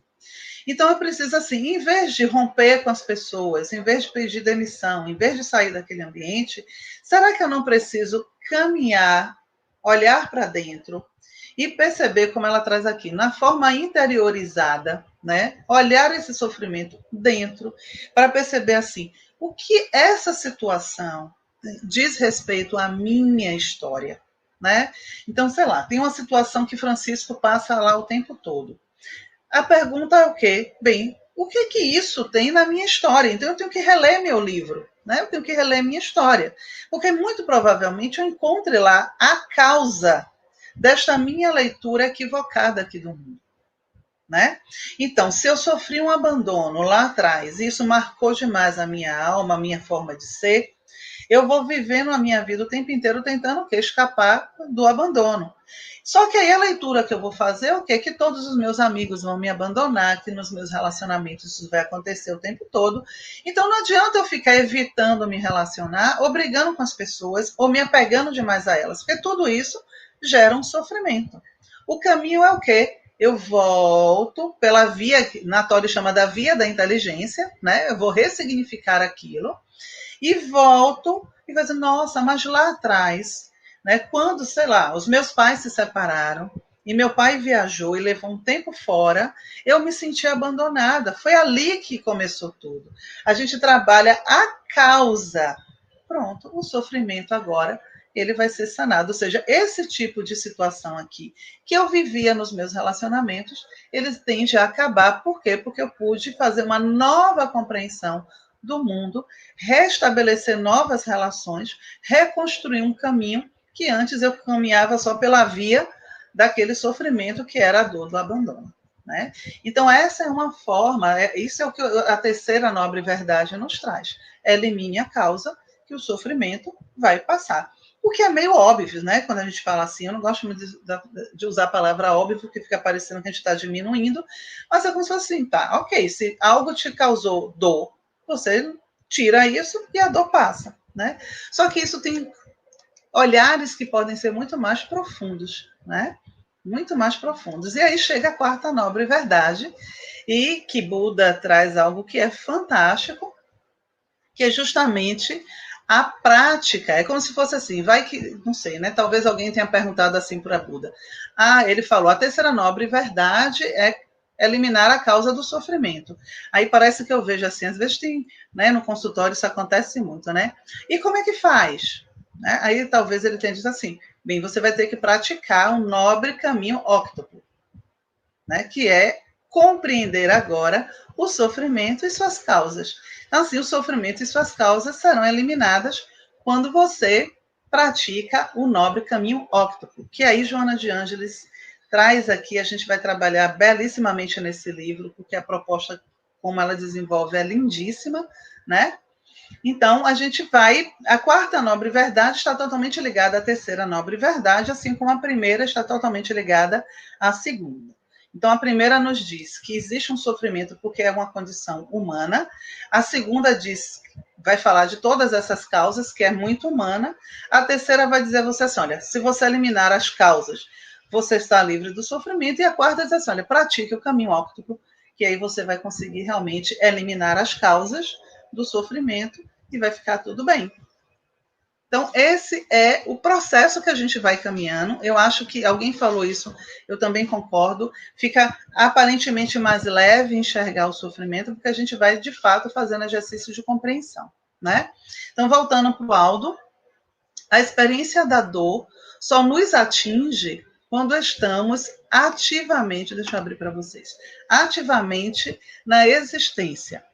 Se temos a coragem de mergulhar no mundo, fazendo-nos promotores de iniciativas pessoais, encontramos verdadeiramente as contradições da vida.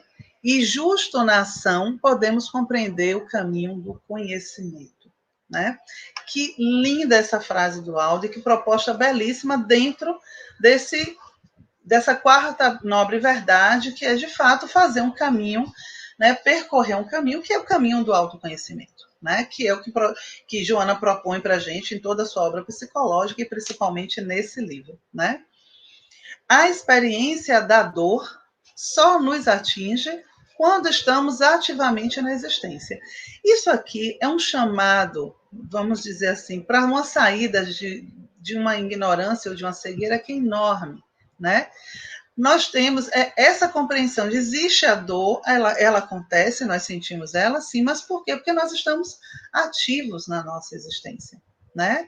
Você está caminhando, você está batalhando, você está sujeito a cair nos buracos, você está sujeito a ralar o joelho, mas é porque você está vivo, é por isso que está doendo. Quem está morto não sente dor, pelo menos em termos figurados, né? Então, assim, você está ali, não está andando, você não vai cometer erros, mas também você não tem dor, né? Mas também você não vive. Então, a experiência da dor, ela só nos atinge porque a gente caminhou, porque a gente está fazendo alguma coisa, a gente está tentando fazer, né? E aí ele continua: se temos a coragem de mergulhar no mundo, fazendo-nos promotores de iniciativas pessoais, encontramos verdadeiramente as contradições da vida. Isso é lindo, porque você começa a enxergar de uma outra forma.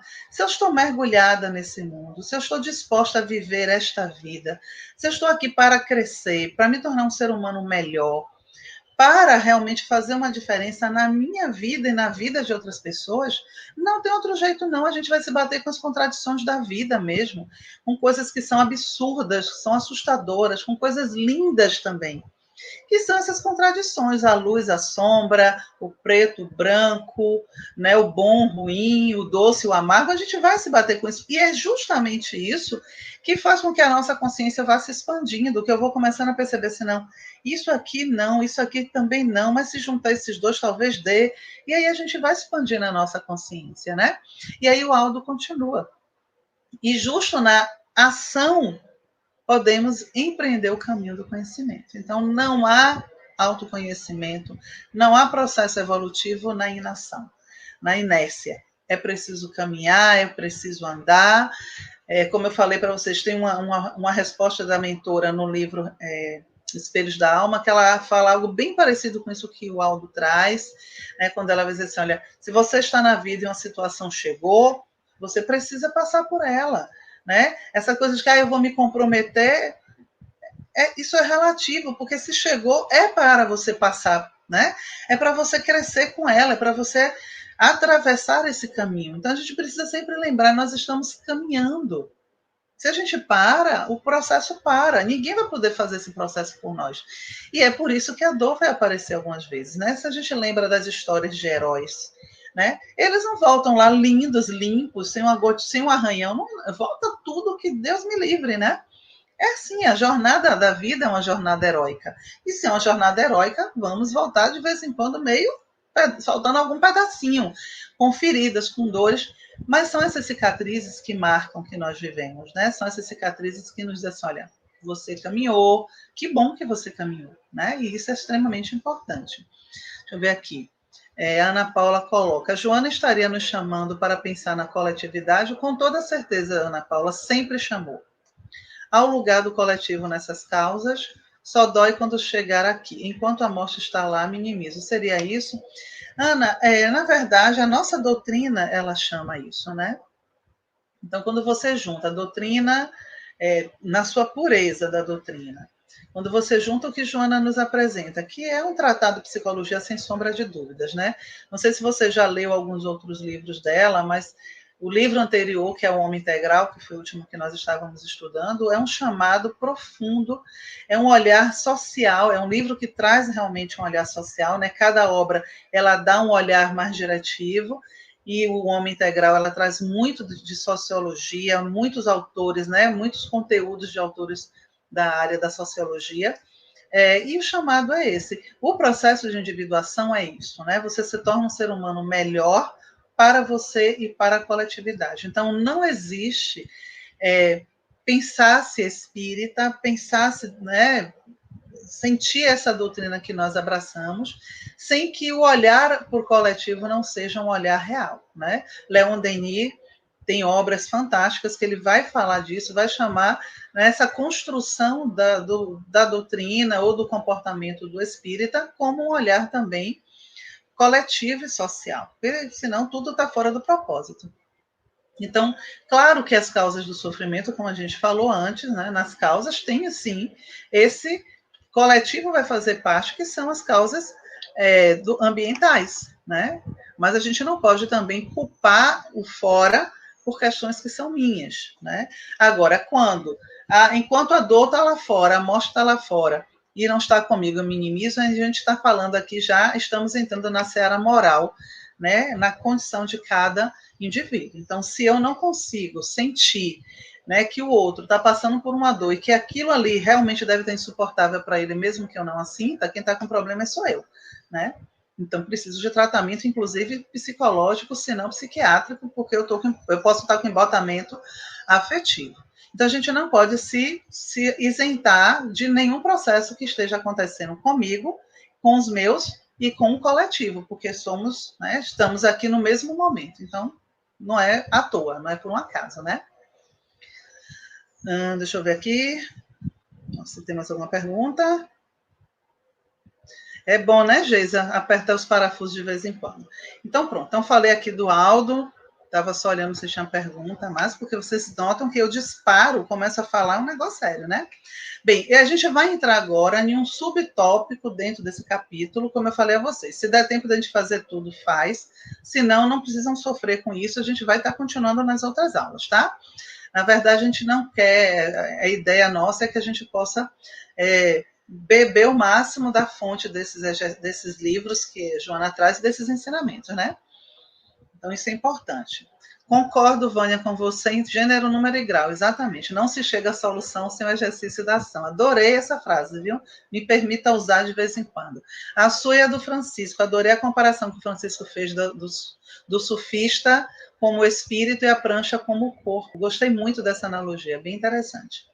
Bem, então, existem as formas de apresentação do sofrimento, porque compreender o sofrimento, que é essa a ideia desse livro, vai estar como se fosse fatiando, né, todo ele para que a gente pudesse ir ali, olhar, ampliar. Essa é a proposta da obra de Joana todo o tempo. Eu sempre digo, estudar Joana é estar disposto a quebrar alguns conceitos que a gente tinha, que são muito rígidos, porque ela faz isso mesmo, ela bota assim, aí daqui a pouco ela estica um pouquinho o conceito, estica mais o conceito e faz, nossa, mas eu estava entendendo, era tudo errado. Mas é assim mesmo que a gente vai evoluindo.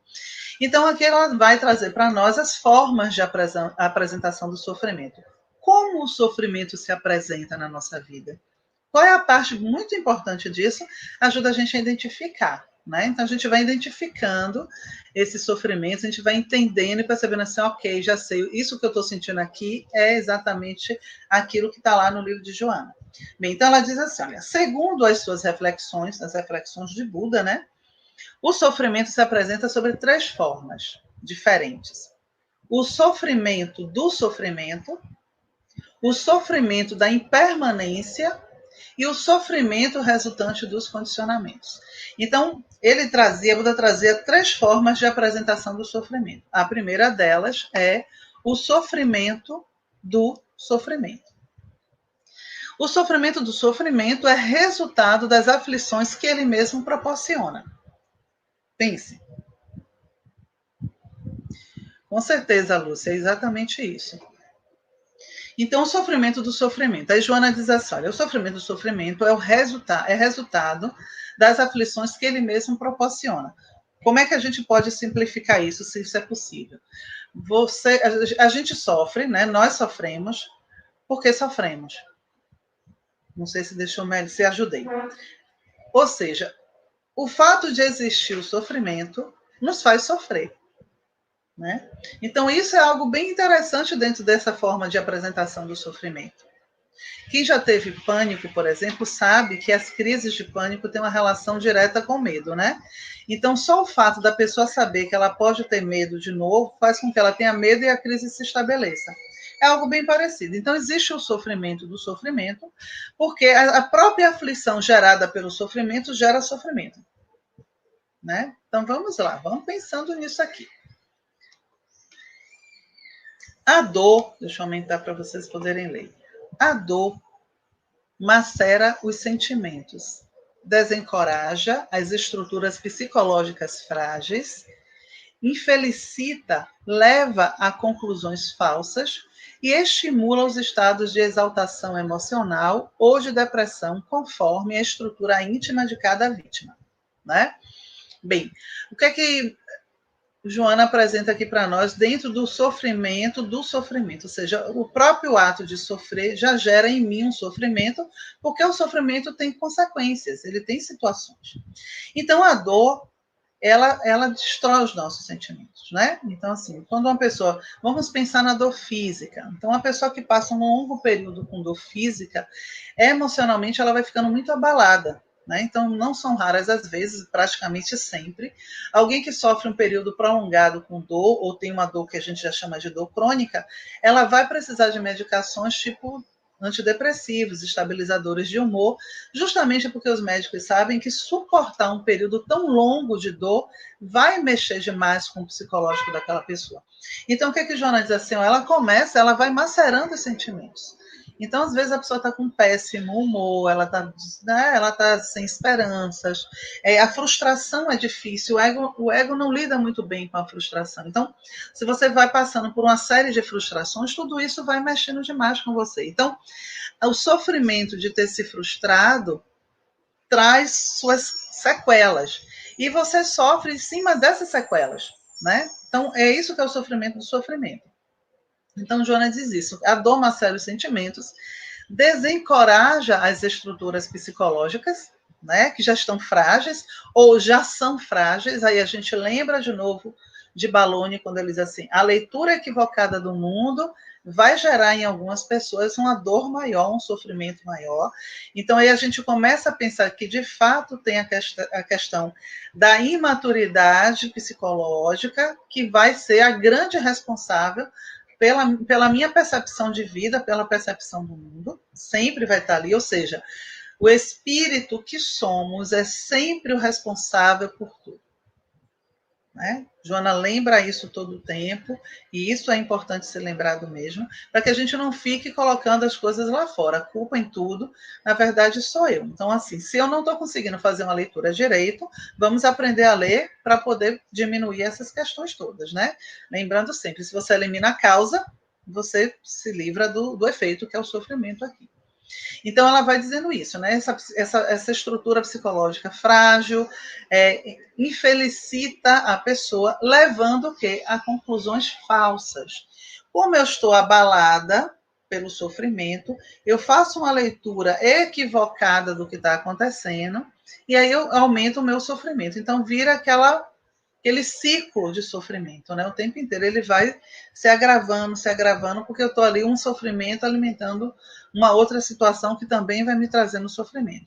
Aí o que é que ela diz? Isso vai estimular os estados de exaltação emocional ou de depressão, conforme a estrutura íntima de cada pessoa, né? Alguns vão romper com as normas, vai querer viver a vida de qualquer jeito, porque agora, né, não deu certo e agora então não quer mais saber de compromisso, ou vai deprimir, vai sofrer e vai entrar no estado, né, de interiorização sem crescimento. Na maioria das vezes, assim, um crescimento e fica ali só sofrendo. Também, Mônica. A Mônica pergunta se isso seria antecipação do sofrimento. Também, né? Então, assim, o fato de você achar que aquilo vai ser muito difícil para você, faz você sofrer e você adia o sofrimento, né? Por exemplo. Então, você, na tentativa de evitar uma dor que você imagina que é maior, você fica sofrendo em doses homeopáticas, né? Então, aquele sofrimento já está gerando um outro sofrimento para você. Né, também. Então, é sempre pensar assim, a sequela do sofrimento, O fato do sofrimento me trazer situações faz com que eu sofra antecipadamente e sofra porque já estou sofrendo. Né? A ideia de sofrer já me causa sofrimento. Bem, aí eu volto aqui para o Aldo. Sofremos, sobretudo, quando somos mal entendidos pelos outros e nos sentimos, com isso, aviltados, maltratados e desvalorizados. Né? Aí a gente pega também aqui parte daquela causa do sofrimento que é a ambiental, né? Que tem toda a parte do coletivo, mas que a gente também trouxe e associou as questões também familiares, relacionais, que são grande causa de sofrimento, né? Muito difícil no processo terapêutico, no processo de autoconhecimento, as pessoas não levarem essas questões para a terapia. Então, assim, há um sofrimento, como ele coloca, né, sobretudo, quando você não é entendida pelo outro, quando o outro não te compreende, quando os seus sentimentos você não consegue expressá-los, ou quando ele, por exemplo, não é acolhido pelo outro, validado pelo outro. Né? Então, você se sente realmente mal com isso, desvalorizado, e o sofrimento acontece. Então, existe um sofrimento ali que se instala a partir daquela que é a causa, né, ambiental, ou seja, as minhas relações aqui não são boas, é uma relação hostil, uma relação ácida, que eu não consigo, né, vamos dizer assim, é um solo que não é fértil, eu não consigo florir nesse solo, e muitas vezes eu não consigo também sair disso, porque a causa que está lá atrás também, que é minha, eu não consigo enxergar. Então tem um sofrimento interno que está ali só vazando aquela dor, que traz aqui um outro sofrimento, e eu vou ficar sofrendo com sofrimento, e tanto de tanto sofrimento, e que às vezes realmente parece impossível de ser resolvido. Por isso, muitas vezes, talvez eu diria na maioria das vezes, a gente não consegue explicar, né? Então, não são raras também as vezes que eu pergunto a uma pessoa, né, no trabalho, assim, eu pergunto, mas o que é que você está sentindo? E a pessoa não sabe explicar. Então, eu digo assim, e você percebe, localiza quando isso começou? A pessoa também não sabe. Ela só enxerga que agora, nesse exato momento, eu estou sentindo isso. Ponto. Quando ela consegue explicar o agora, né? E aí a gente tem que ter toda uma paciência de começar a fazer um caminho, né, para achar a causa desse sofrimento. Então, o sofrimento do sofrimento é uma das formas realmente de apresentação desse sofrimento e que mascara muito a causa real do sofrimento, né? Porque a pessoa, quando se encontra em sofrimento, ela não quer mexer naquilo. É como uma ferida inflamada. Você não quer mexer na ferida, você só quer que ela passe. É a única coisa que a gente quer. Bem, existe também o sofrimento da impermanência, né? Que o quê? A maioria dos sofrimentos, aqui voltando para a Joana, a maioria dos sofrimentos decorre da forma incorreta, porque a vida é encarada. Esse é o sofrimento da impermanência das coisas terrenas. Né? Então vamos lá, a gente sofre, e esse sofrimento aqui também ele é muito comum da gente ver, né? Não sei se de compreender, mas de ver, que a gente sofre pelas aquelas coisas que são impermanentes, ou seja, quase tudo. Né? Então, como Joana coloca, a maioria dos sofrimentos decorre justamente dessa leitura que é totalmente equivocada da nossa vida. Né? Então, vamos pensar assim, de forma bem rápida. Quantas vezes, né, nós estamos aqui, somos o quê? Mais ou menos. Eu não sei se eu vou dar um número que eu não sei se é correto, porque eu não consigo ver todos os números, né? Vejo vocês aqui escrevendo, então eu só consigo ver essas pessoas. Né? Vamos arredondar aqui, 80 pessoas. Vamos aqui, nós somos 80, agora pensar quantas vezes na nossa vida a gente se inflamou, a gente se chateou com coisas que depois que passou, não precisou nem passar muito tempo, passado algumas horas ou talvez alguns dias, a gente olhou e disse assim, mas meu Deus do céu, eu me desgastei tanto com aquilo e não era nada, não era nem aquilo que eu estava pensando, né? Então, muitas vezes a gente está enxergando errado, está fazendo leituras erradas, aí a gente lembra daquele caso que eu falei, né? Lá do abandono, que a gente tem que voltar para refazer, né? Para poder eliminar a causa. Às vezes, assim, eu consigo, se eu pego um óculos verde e dou para o Sávio, digo, Sávio, você só pode fazer tudo com esse óculos verde. É lógico que se eu perguntar a Sávio qualquer coisa referente à cor, ele vai estar com o olhar dele completamente distorcido, porque ele está com a lente verde. Então, ele não vai enxergar nada branco, né? Ele não vai enxergar determinadas cores, vão estar misturadas, vão estar alteradas. Se ele esquecer que está com óculos de lente verde, ele vai teimar comigo que aquele ali não é branco, que aquilo ali é verde. Né? Mas, na verdade, é porque ele está com uma lente verde, ele só esqueceu que estava com essa lente verde. Então, essa forma equivocada da gente ler a vida, da gente ler as coisas do mundo, que foi o que a gente falou logo no início da nossa conversa de hoje, ela é a representação do sofrimento pela impermanência das coisas. Né? Então, a gente sofre por coisas que não vão ter não tem valor real, a gente sofre porque a gente deseja coisas que não dizem absolutamente nada sobre nós ou não nos altera como pessoas, né? Essa é a verdade. O fato de eu querer muito que o meu valor como pessoa seja reconhecido não tem absolutamente nada a ver com a roupa que eu estou vestida, com o carro que eu dirijo, nem com o lugar que eu moro. Né? Mas muitas vezes a gente sofre querendo essas coisas, não é que a gente não possa querer, mas não precisa sofrer por isso, né? Porque se eu não tiver isso, ninguém nunca vai me reconhecer, ninguém nunca vai olhar para mim e dizer assim, você é uma pessoa que merece ser escutada, você é uma pessoa que merece um lugar, né, na minha vida, porque você tem esse carro.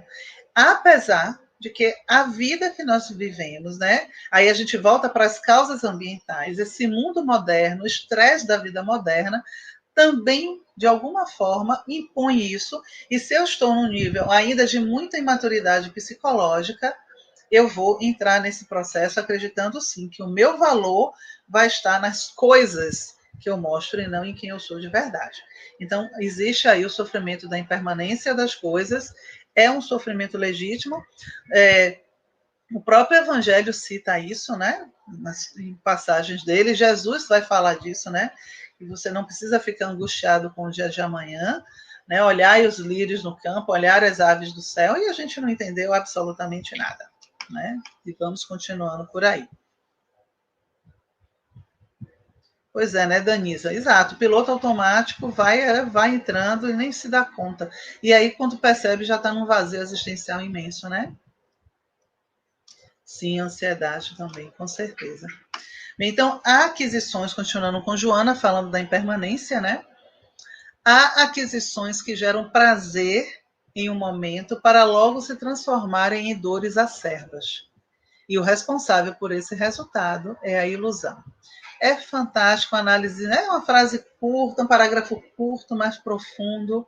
A gente compreender que nem tudo aquilo que a gente quer é o melhor para a gente, né? E que, de alguma forma, há uma sabedoria que impede, vamos dizer assim, a misericórdia divina, que impede que aquilo aconteça. Não sei como é que a gente explica isso, mas se tudo que a gente deseja realmente acontecesse, realmente esse mundo já teria sido destruído. Eu tenho certeza disso.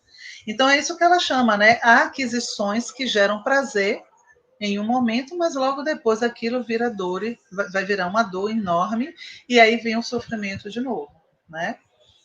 E aí ela traz o quê? A responsável por tudo isso é a ilusão. Então, eu tiro o foco do que é importante, ponho o olhar, fixo o meu olhar naquilo que realmente é impermanente, não tem valor, não é duradouro, e deposito ali, né, tudo. Deposito ali todas as minhas ânsias, todas as minhas realizações.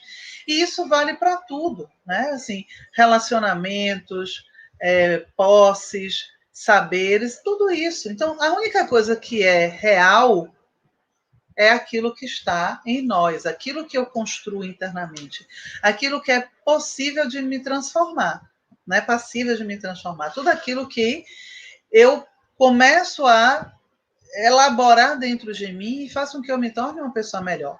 Isso sim, são as conquistas reais.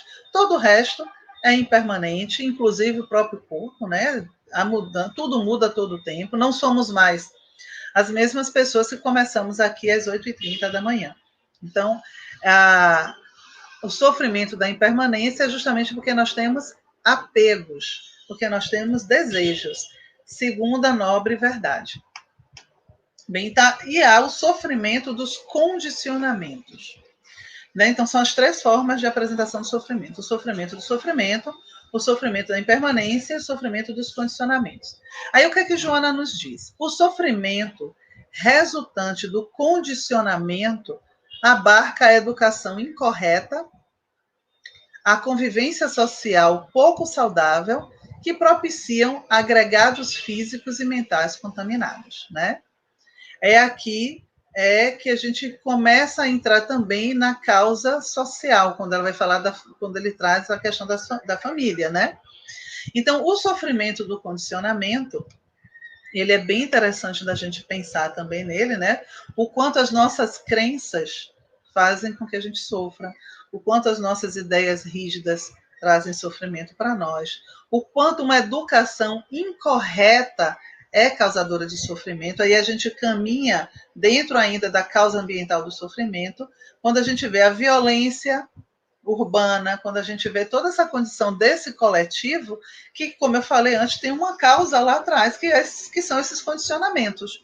Né? Então, a educação incorreta, a convivência social pouco saudável, né? A imagem traz bem isso, né? Esse pai que está ali naquela moto fazendo, né? Acho que é um cavalo de pau o nome disso, e o filho que vem atrás ali no seu velotrozinho, velocípede, vai fazer a mesma coisa. Então, aquilo que eu vivo, aquilo que eu percebo, né, aquele ambiente que eu estou, ele de alguma forma vai me condicionando. Então, quando esse é um lugar pouco saudável, que a gente vai ter também um sofrimento decorrente disso, que, como Joana coloca, vai propiciar agregados físicos e mentais contaminados. Contamina a minha forma de pensar, a minha forma de me perceber e a minha forma de perceber o outro. Por isso a gente tem uma sensação da questão da empatia, né? Aí as pessoas têm pouca empatia, as pessoas não se comovem com a situação do outro, e isso nos choca. Mas aí é justamente a sequela desse sofrimento, essa forma do sofrimento se apresentar, que vem desses condicionamentos que são todos distorcidos, tudo deturpado. Né? É muito triste a gente pensar, por exemplo, que nós temos um número imenso de jovens que estão nas ruas, estão saindo, estão fazendo festas, que não usam a máscara, mas esses jovens não moram sozinhos, então eles voltam para casa e contaminam seus pais, contaminam sua avó, contaminam seu avô, que são pessoas que fazem parte do grupo de risco. Como se não tivesse nenhum problema em fazer isso, porque naquele momento eles querem o quê? Querem curtir a vida, porque ele é jovem e ele acredita que ele realmente não vai pegar a doença, e se pegar não vai ter nenhum sintoma muito grave. E não para pensar que ali há toda uma situação que ele vai gerar. Né? Por exemplo, um jovem pode chegar em casa, ele pode não contaminar seus pais, vamos imaginar assim, mas ele pode passar pela portaria do prédio, portaria do condomínio que ele mora, alguma coisa desse tipo, contaminar aquela pessoa que estava ali, pegou em alguma coisa que a pessoa pegou logo em seguida, que levou para casa, que vai contaminar sua companheira, seu companheiro. Ele não pensa nisso. Então, isso, quando a gente olha, vai assim, nossa, mas que coisa horrível isso que está acontecendo. Mas talvez essa seja a chance do momento da gente voltar e rever a educação que demos aos filhos, né? Então, principalmente quem tem filhos. Eu não os tenho, mas me incluo sempre, porque como adulta a gente sempre está participando da educação daqueles que são mais jovens, né?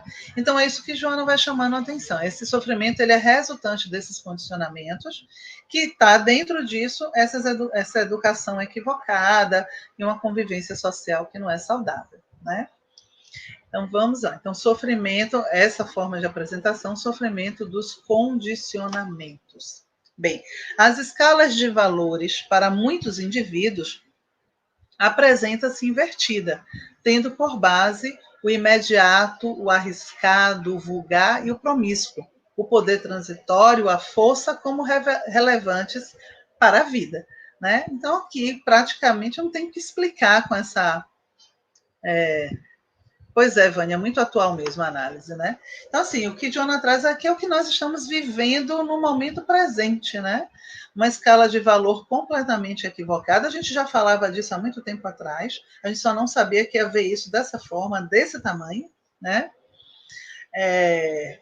Ô, Danisa, obrigada, é verdade, né? É isso mesmo, eu encaro as coisas dessa forma. Né? Então, as escalas de valores realmente totalmente alteradas. A gente está se vendo numa situação que a gente está tendo que explicar o óbvio. É tão assustador isso. A gente está vendo jovens sem nenhum comprometimento sequer com sua família, quem dirá com o outro. Então a gente fica pensando no futuro mesmo, como vai ser o futuro se esses jovens que vão estar realmente atuando no futuro estão dessa forma, né, nesse momento tão delicado agora, que era um momento importantíssimo para se conviver em família, para se estar com os seus, para compreender tudo o que está acontecendo, e a gente realmente está vendo essa bagunça. É assustador isso, né? E foi essa loucura, como a mentora coloca nesse parágrafo, né? Há uma inversão desses valores, né? Então, a gente volta para aquela questão da impermanência, se valorizou aquilo que é impermanente, e não o que é permanente, aquilo que transforma, aquilo que modifica, né? E a gente termina o tempo todo vendo, né? Por o imediatismo como uma forma de se viver, é a vida no risco, no limite, a coisa toda muito, eu vou dizer louca, mas assim, não é nem essa a melhor palavra, né? E a vida sendo realmente malbaratada, a vida sendo vivida de uma forma tão superficial, sem reconhecimento das coisas. O próprio medo dessa situação não está sendo suficiente.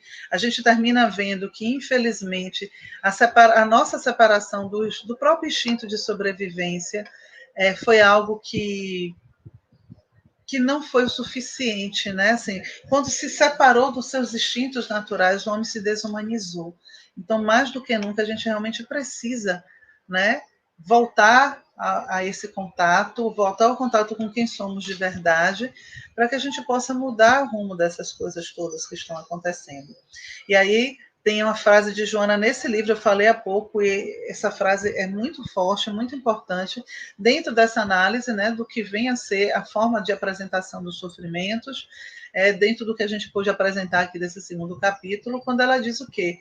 Herdeiro da própria consciência, é também legatário, ou seja, nós, né, dos atavismos sociais, dos hábitos enfermos, dentre os quais se destacam esses pavores que resultam das superstições, desinformações e ilusões ancestrais, formando os condicionamentos perturbadores, né? Então, nós somos herdeiros da nossa própria consciência. Não podemos esquecer isso, não podemos deixar isso claro para os filhos, né? Quem está nesse lugar de educador, de educadora, né, que tem filhos diretamente, não pode esquecer de ensinar os seus filhos que toda causa tem um efeito, que tudo que ele faça para ele vai voltar de alguma forma, não é castigo, é lei, né? Então a gente precisa ensinar aos nossos filhos nas coisas mais simples. Você levantou, você deixou o seu brinquedo ali no chão, alguém pode pisar e cair e se machucar, e você vai ser o responsável por isso. Quando a gente esqueceu de passar esses ensinamentos básicos, a gente tem a sociedade que a gente tem hoje, né? Então a gente não pode se esquivar da nossa parte, porque como ser, né, como o Jonas traz aqui, que é herdeiro de si mesmo, em algum momento na minha história eu posso ter falhado sim, posso não ter, mas posso ter, e na dúvida vamos então tentar corrigir e assumir esse lugar na nossa história, na história do mundo. Estamos vivendo um momento muito sensível, um momento muito importante e que a gente precisa realmente tomar para nós a responsabilidade, né? Eu quero terminar a aula hoje com essa passagem do... Eu não sei falar bem o nome desse teólogo não, tá, gente? Então, eu vou deixar o nome aí, vocês leem do jeito de vocês, quando ele diz o seguinte: não sou o homem que pensa que não se deva nunca sofrer. Despreza essa mesquinha sabedoria e, se devo escolher, prefiro suportar até o fundo a dor. Sofrer é belo e nas lágrimas há vigor, mas não é preciso sofrer como um homem sem esperanças. Não sou o homem que pensa que não se deve nunca sofrer. É muito forte esse olhar dele, né? Não é que nunca se deva sofrer. A questão é que a gente não precisa sofrer como alguém que não tem esperanças. Então, que seja esse o nosso ensinamento, né? Que a gente possa pensar, repensar a nossa vida. Hoje, como eu falei para vocês, é o nosso último encontro do ano. Vamos voltar na primeira sexta, primeiro sábado, dia 6 de fevereiro. Então, quero desejar a vocês um Feliz Natal, um Feliz Ano Novo, essas coisas que a gente deseja no final do ano. Mas mais do que qualquer outra coisa, eu quero desejar uma vida nova, né? Que a gente possa realmente, em algum momento nesse intervalo dessas comemorações, perguntar, de fato, né? Olhar para si e se perguntar o que nós faremos do resto das nossas vidas. Todos nós fomos apresentados nesse momento com a pandemia em algo que a gente sabe, mas a gente não traz para a nossa vida, que é a temporalidade, né? Nós temos um prazo, nós temos de fato a morte como algo que é muito real e se aproximou muito de nós. Então a gente precisa realmente se perguntar o que faremos do resto da nossa vida. E que a gente possa realmente tomar uma decisão, eu diria, mais humana, né, para o amanhã. Que a gente possa realmente se dedicar, de fato, ao outro, né, enxergar esse outro, sem perder a esperança, mesmo sabendo que o sofrimento vai fazer parte ainda da nossa jornada por muito tempo. Então, que a gente realmente não perca a esperança, que a gente repense o nosso Natal, que a gente realmente faça a escolha inteligente, cuidadosa e amorosa de estarmos em nossas casas, né? Deixar para quem não mora com os pais, que é o meu caso, deixar que os nossos pais passem esse Natal também na casa deles, com a certeza de que o amor que foi construído desde sempre nessa relação não vai deixar de estar presente só porque não estamos fisicamente juntos. Mas como a maior prova de amor que a gente pode dar a essas pessoas, que a gente realmente nos resguarde para que eles também possam, né, ser resguardados. Mais do que nunca, a proposta de Jesus de amar o próximo está sendo posta agora em teste, né? Eu preciso me cuidar, porque eu preciso cuidar do outro, que eu sequer sei que existe, mas eu sei que ele está em algum lugar. Porque a vida, ela é mestra em nos ensinar coisas importantes. Então a gente às vezes não faz ideia que o fato de preservar a vida de alguém que sequer eu conheço agora, lá no futuro, que ainda pode ser distante, eu posso receber os frutos desse cuidado que eu tive agora, né? Então que sejamos esses, né, filhos e filhas do amor, dispostos, de fato, a fazer o mínimo de sacrifício que é pedido agora, né? Ficar em casa, use a máscara. Está mais perto do que nunca esteve agora, né? Que tudo isso acabe e possamos construir um mundo melhor, mais saudável e mais amoroso para todos nós. Muito obrigada pela companhia de vocês durante esses 9 meses tão diferentes que nós passamos. Obrigada pela paciência, pelas palavras lindas que eu fico aqui falando com vocês e fico vendo vocês escrevendo. E até fevereiro, né, com a nossa aula. E talvez a gente se encontre antes, né, em alguns trabalhos que eu possa fazer até o final desse ano.